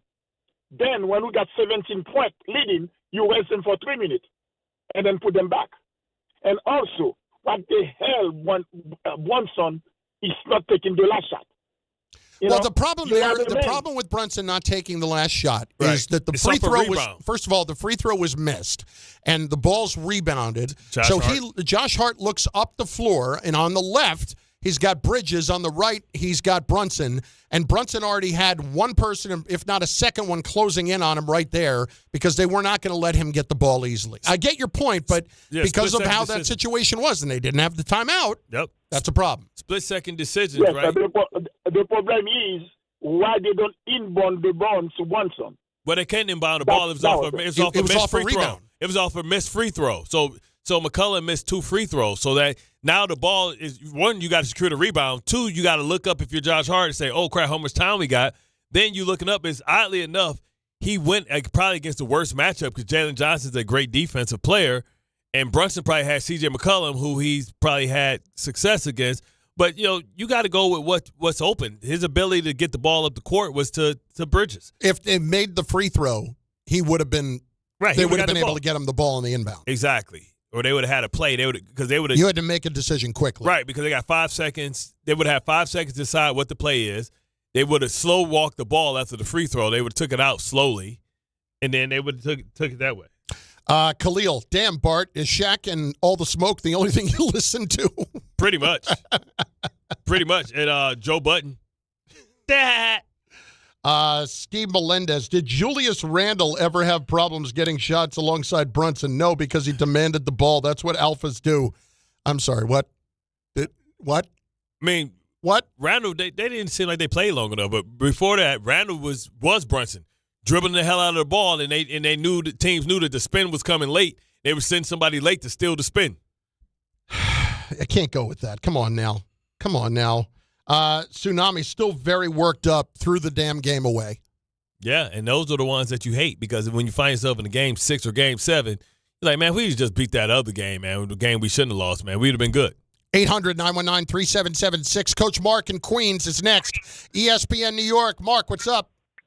Hey, good afternoon, guys. Bart, Carl, how y'all guys doing today? Good. Tough. Yeah, so anyway, what I want to say is the lineup, Bridges should be guarding McCullough after 15 points or 14 points. That's a cold red alert. We should have someone. So Bridges should have been guarded. The problem is they've ended up in the switches. Yep, that's what's doing. That's how they end up in that spot.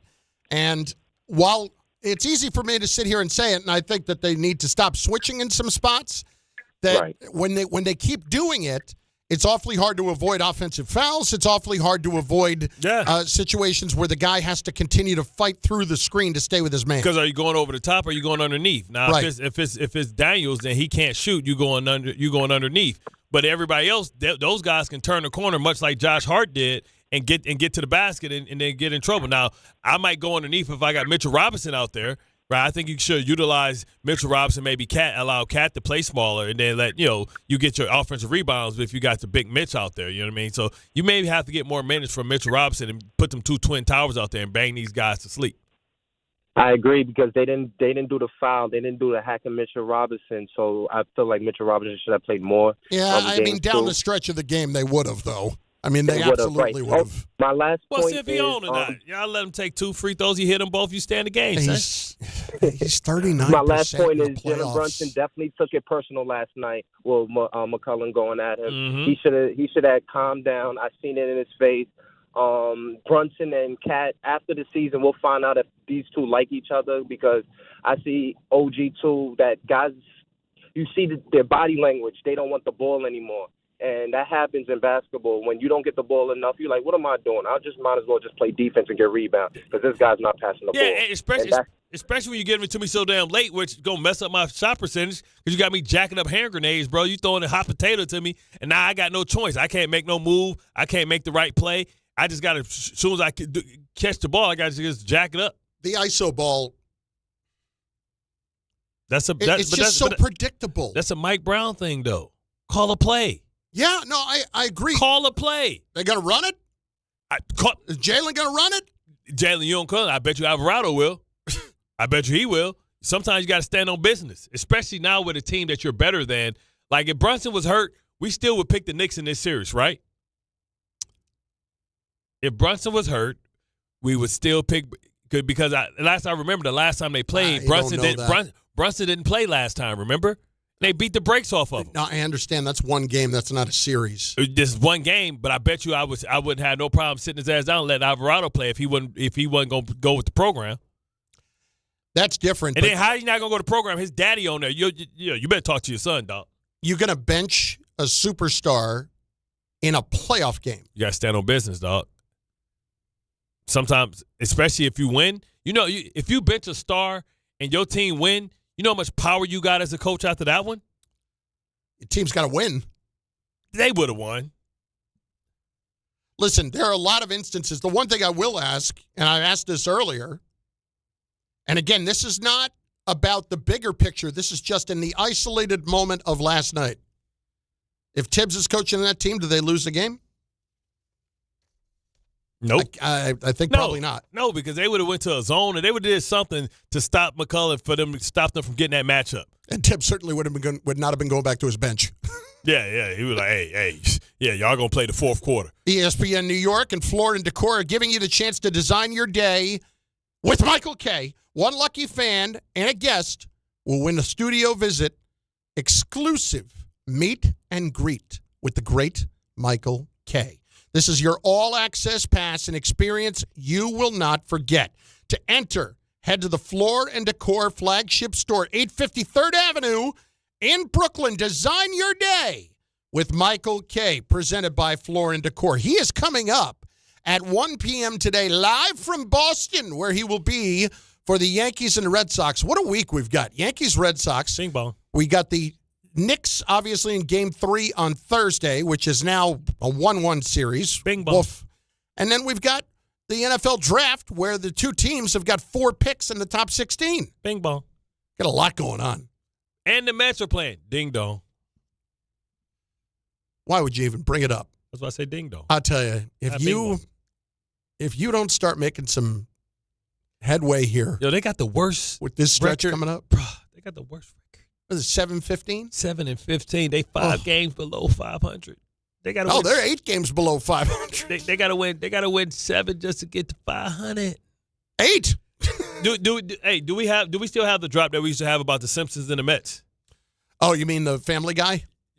No, that was a bigger letdown than being a Mets fan. No. Opening day, and here's the first pitch, and the season's over. I hope it ain't one of them years, man. We spent too much damn money. Bart Carlin, ESPN New York.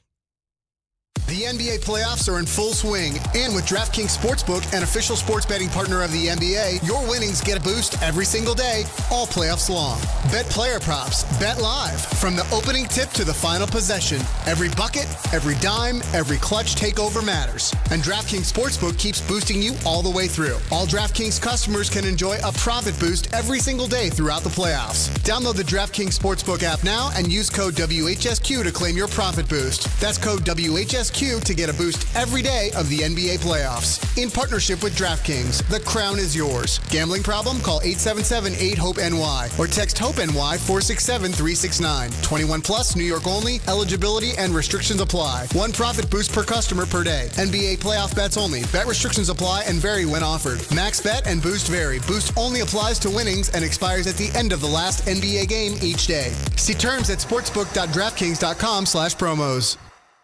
Life is motion, but for Jaime, debilitating pain in both hips brought everything, including family time, to a halt. Every doctor told me the same thing. They would do one hip at a time. At White Plains Hospital, Dr. Jacob Totka's unique expertise provided an alternate approach by replacing both of Jaime's hips on the same day. In just 2 hours, I got 2 new hips, and I went home that day. White Plains Hospital, among the best hospitals anywhere that just so happens to be here. A member of the Montefiore Health System. Tuesday with Don, Hahn, and Rosenberg. A rough fourth quarter doomed the Knicks in Game 2. Bridges, far side baseline, pull-up jumper, missed it. Atlanta wins. Atlanta comes in and highway robbery. They steal Game 2 to even up the series. The Knicks are not a great team. They're a really good team. They might flirt with greatness sometime. They may even do it in these playoffs. Don, Hahn, and Rosenberg today at 3 on ESPN New York and streaming live on YouTube. Hey, New York and New Jersey, Boost Mobile has an unlimited talk, text, and data plan that's only $25 a month forever, meaning you'll only ever pay $25 a month for the rest of your life. Who wouldn't want unlimited wireless when it only costs $25 a month forever? If you don't, you must be one of those people who enjoy overpaying for their phone plan. $25 a month forever is truly as good as it gets, so go online and switch now at boostmobile.com. After 30 gigabytes, customers may experience slower speeds. Customers will pay $25 a month as long as they remain active on the Boost Mobile Unlimited plan. Chris Carlin with you. Glad to be joined right now by Taylor Canfield. He is the U.S. Sail GP team driver. And we are all getting ready for the Mubadala New York Sail Grand Prix coming up at the end of May. Taylor, how we doing? Yeah, we're excited for the home event in New York. And, I can't wait to be there and racing in front of all the fans. Tell us why fans should be excited for the Mubadala New York Sail Grand Prix. The racing is just so exhilarating coming in and watching it from the shoreline of Governor's Island and in front of the Statue of Liberty, racing in one of, the biggest, most amazing cities in the world. I'm getting the goosebumps just talking about it. And, these boats are, the fastest boats in the world, racing, with the best sailors in the world. It's really cool. And it's going to be so electric in New York. And it's our home event this year. So we're pumped. We are pumped as well. Taylor, we appreciate your time. He is U.S. Sail GP team driver, Taylor Canfield. We're looking forward to the Mubadala New York Sail Grand Prix coming at the end of May. Taylor, thanks. Evan Cohen here. In life, as in sports, the pros make it look easy. That's why pro golfers like Jason Day, Ben Griffin, and Patton Kazire trust the pros in lawn care. True Green. They have the experience and expertise to give you a lawn worthy of the PGA Tour. And since True Green does the work for you, you get more free time, or more tee times. So stop stressing over your lawn and start loving it. Sign up now at TrueGreen.com because nobody makes it easier to get a golf course quality lawn than True Green, the official lawn care treatment provider of the PGA Tour. Evan Cohen here. You know the feeling when a candidate just stands out. Not just the resume, but their energy. They're eager, engaged, and you know they want the role. That makes a difference. If you're hiring, you want a candidate who's passionate, but you can't get that insight from a resume unless you post your job on ZipRecruiter. Their matching technology finds qualified candidates fast, and ZipRecruiter has a new feature that shows you the most interested qualified candidates first. Try it for free at ZipRecruiter.com/sports. That's ZipRecruiter.com/sports.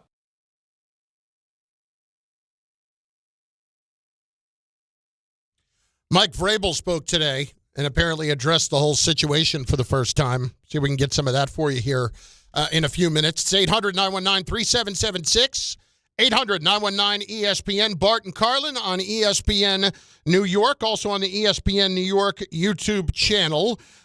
Some of the other comments, the Family Guy meme thing is with the Mets it's tough. I mean, it's good. It's good, but it's tough because I happened to be there the night that was accidentally played on SNY. That did not go great. That did not go great. 800-919-3776. Who do you blame right now for what happened last night with the Knicks? Ralph is in Brooklyn. He's next on ESPN New York. Ralph, what's going on? Hey, good morning, gentlemen. I don't know if you remember, we had a conversation last week, and I was asking you how you rate this team against last year's team, and I said, unfortunately, Towns and Mikhail had career lows, so I can't say that we're a better team this year. Yeah, I remember and that. I just want to go through one thing. So I told you in another phone call months ago that there was a diehard Minnesota fan that called Michael K segment, and he was warning us. He said there's a reason why we let him go. There's a reason why they cut bait with Towns, and that was because he doesn't want the ball. So that said, as a coach, if a fan can identify that, obviously the coach has to identify that. And I know you guys are talking about it all morning, and you're asking who is to blame. Basically, Towns is like a child who doesn't want to take his medicine. The coach has to take him, open his mouth, and force the spoon in his mouth. What does that mean?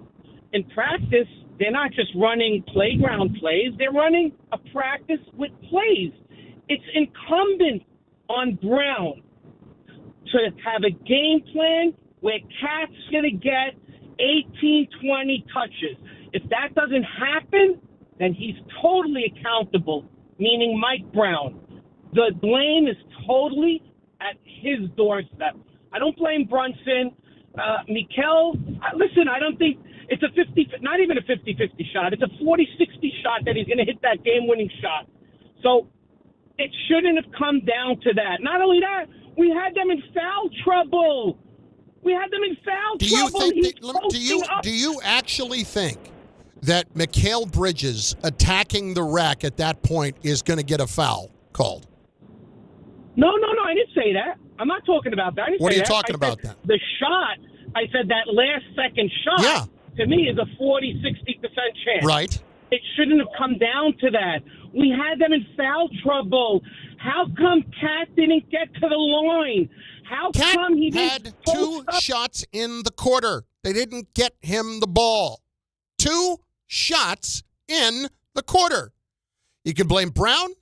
You can blame Brunson. I'm tired of blaming Cat. I've been the first guy out there blaming Cat to chirp and yell for the ball.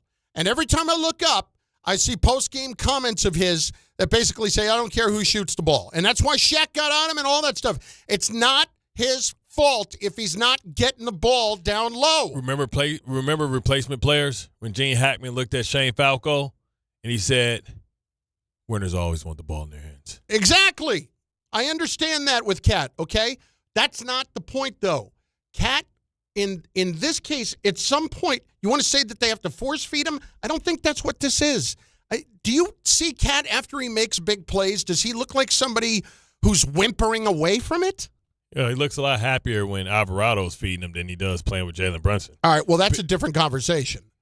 But I would say that if you're going to – it's not a conversation I think we can, realistically have. But I would say that when he does make a big play, he's pounding his chest. I'm the man. I'm doing all that. He just doesn't make a big deal when he doesn't get the ball. That's what it is. I don't want to say it's passive-aggressive, but it's just, hey, I'm being guarded by a guy that's 6'7". Can we get me the ball just a little bit when I got 25 on the night? Yeah. Is there anything wrong with that? No. No, there's not. Where's the alarm? We haven't played the alarm in a while. Oh, yes. Yes! We have the alarm. Perfect timing, baby. The Richard alarm. Let's hit it. I'm looking for it. Where is the purge? Umbaka, do we have the alarm somewhere? Hang on, I'm trying to find it for you. There you go. Nope. Not yet. Don't say nothing yet. Let it go. This is, of course, the Richard in Manhattan alarm letting you know that if you need to hit the bathroom or anything or step away for a second, it may not be a bad time. Hell no. If you want to be educated, if you want to be taught something, you know what I'm saying? It's all about the point of view, the perspective, seeing it from a different angle that nobody else can see it, but the uniqueness of Richard. All right, fella. Chris, Bart, first of all, this Atlanta team reminds me of the Detroit team, Bart, last year. Long and lanky, athletic. Now, my big problem was with Mike Brown. It's like a jockey. You have that horse at the last quarter of the mile and you have a 4 or 5 length lead. There's no way you lose the race. He had the lead. I don't know what he's trying to prove. He played substitute 62 minutes last night. 62 out of the 240.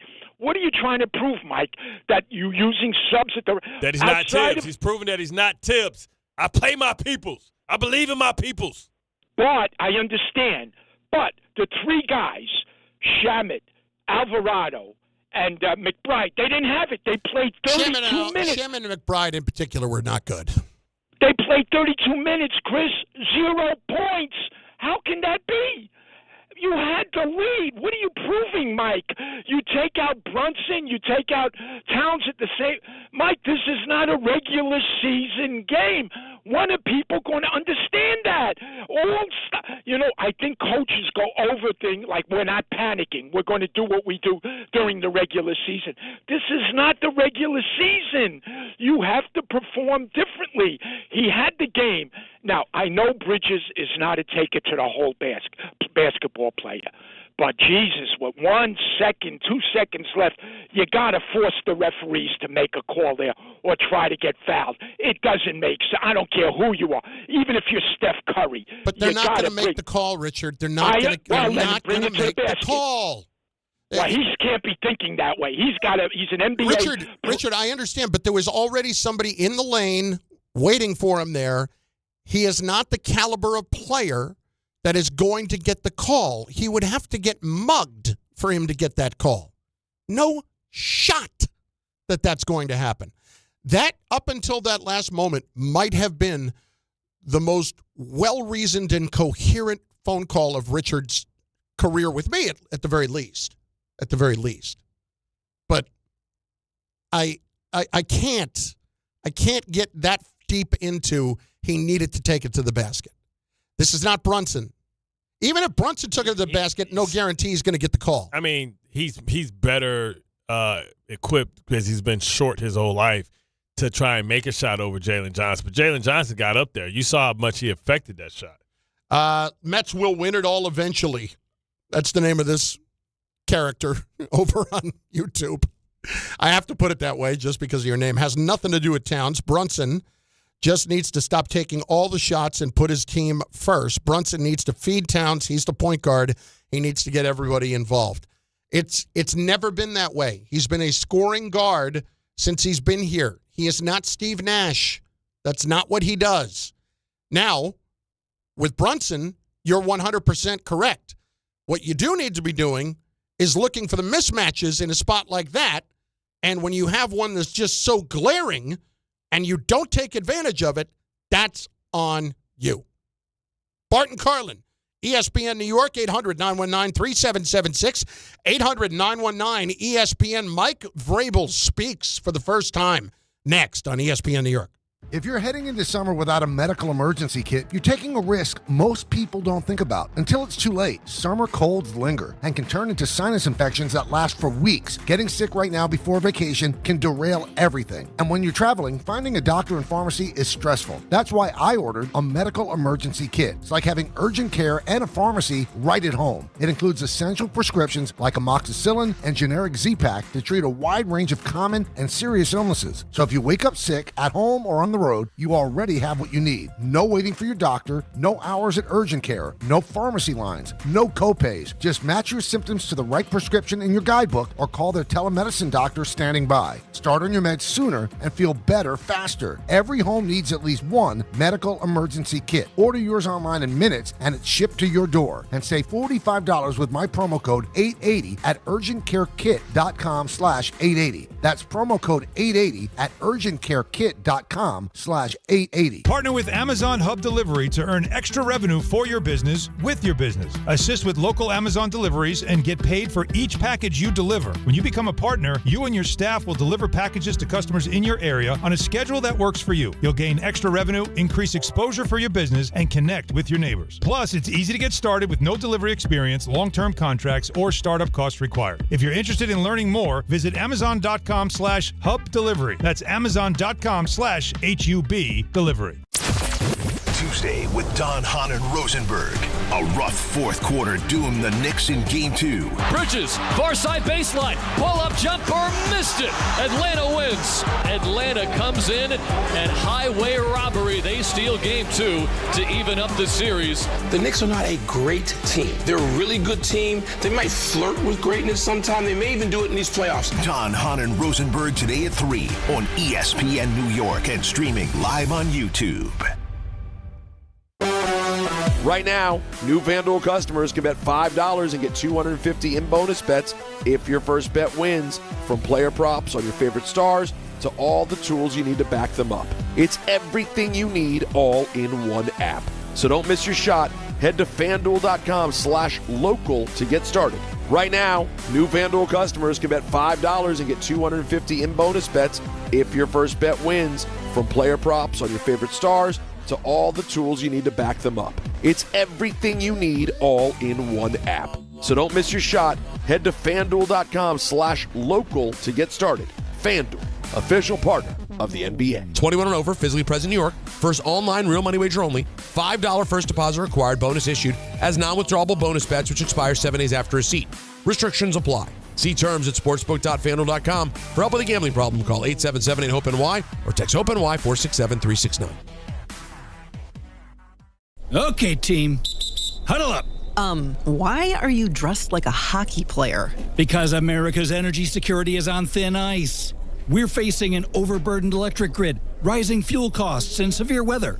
But here's your power play. Propane. It's affordable, abundant, safe. Propane is reliable energy, even when the grid isn't. Advantage Propane.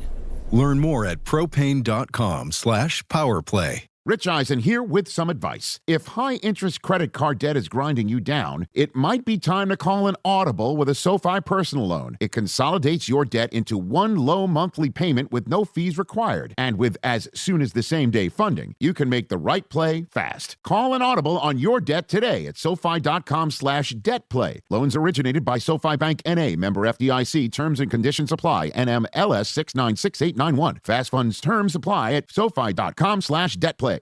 Now through April 23rd, get to Floor & Decor's flagship store in Brooklyn at 850 3rd Avenue. Enter the Design Your Day with K sweepstakes presented by Floor & Decor. Discover unmatched selection, unbelievable prices, plus standout looks in tile, wood, stone, and more. Explore fresh ideas, find your inspiration, and see real people, real projects. The Design Your Day with K sweepstakes, only at Floor & Decor in Brooklyn. Now through April 23rd. Visit ESPNNewYork.com for full details and rules.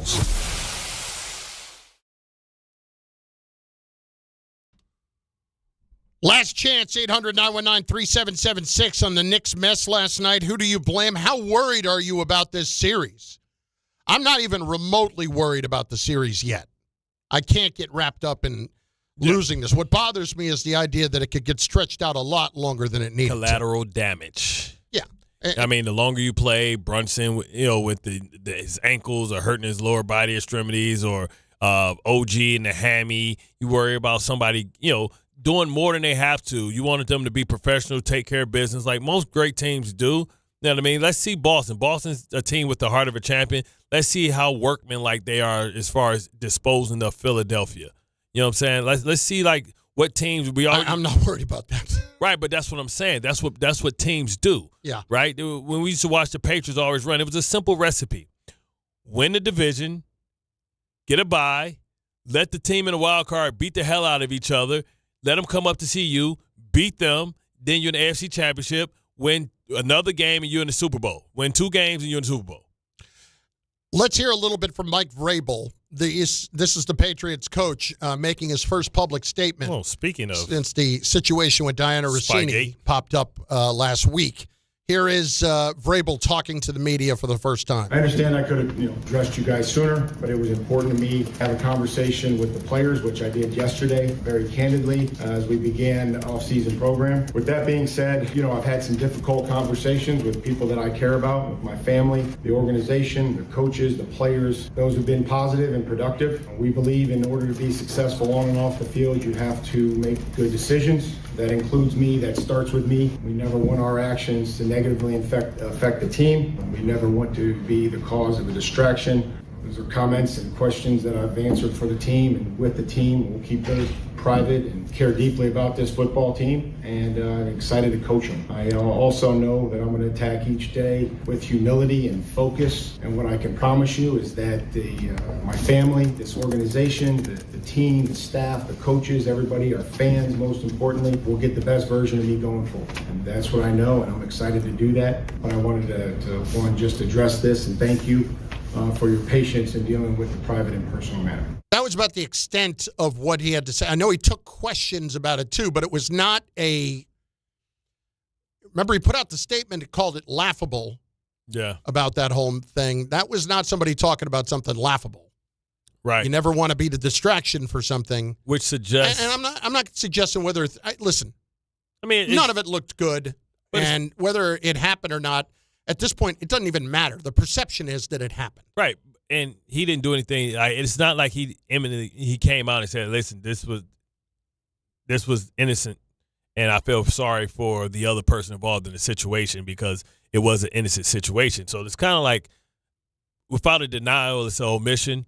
And to his point, you never want to be the distraction, but good thing for him, he's a very good football coach, and he's also a guy who I think has a lot of equity with the organization because he played and brought championships there, and they know that they can't find another Vrabel to replace him. Now, if you're a bad coach and you're on a team that didn't do well, this could be something that can be an excuse to put you in the hot seat.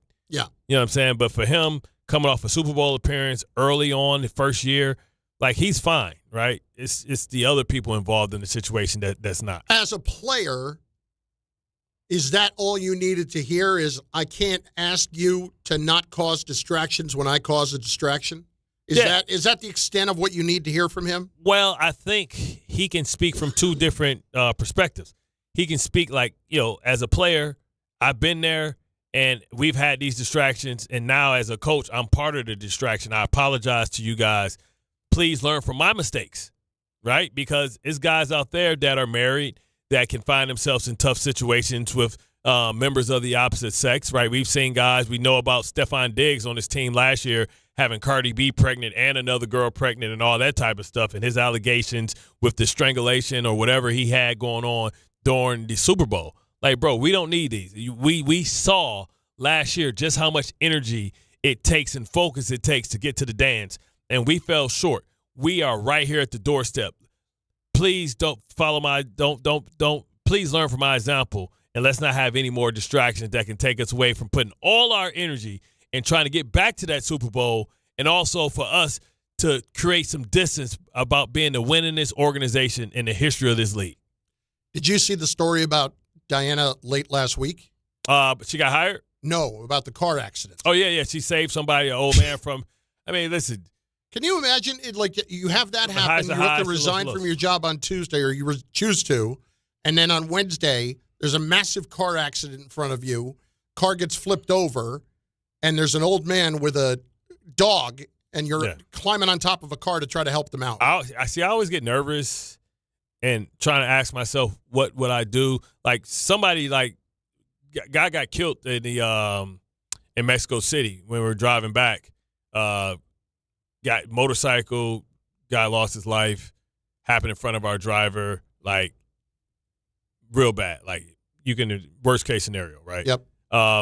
Then actually the shooting at the pyramid was that morning too, where the guy from Mexico City killed a Canadian citizen, mass shooting that they had right there at the pyramids where I was at. And you ask yourself, what would you do in these type of situations? And I get nervous on getting out. And because you hear the stories of guys that performed CPR on somebody and broke his ribs and he got sued. So you always get nervous. Like, I don't know what I would do in that situation to kind of jump out and grab somebody or pull somebody out or something like that, because unfortunately you get worried about when you do certain things that you're trying to do the right thing, that people will take advantage of that and sue you. Yeah. Like, oh, he grabbed me and he broke my arm because he yanked me out of the car.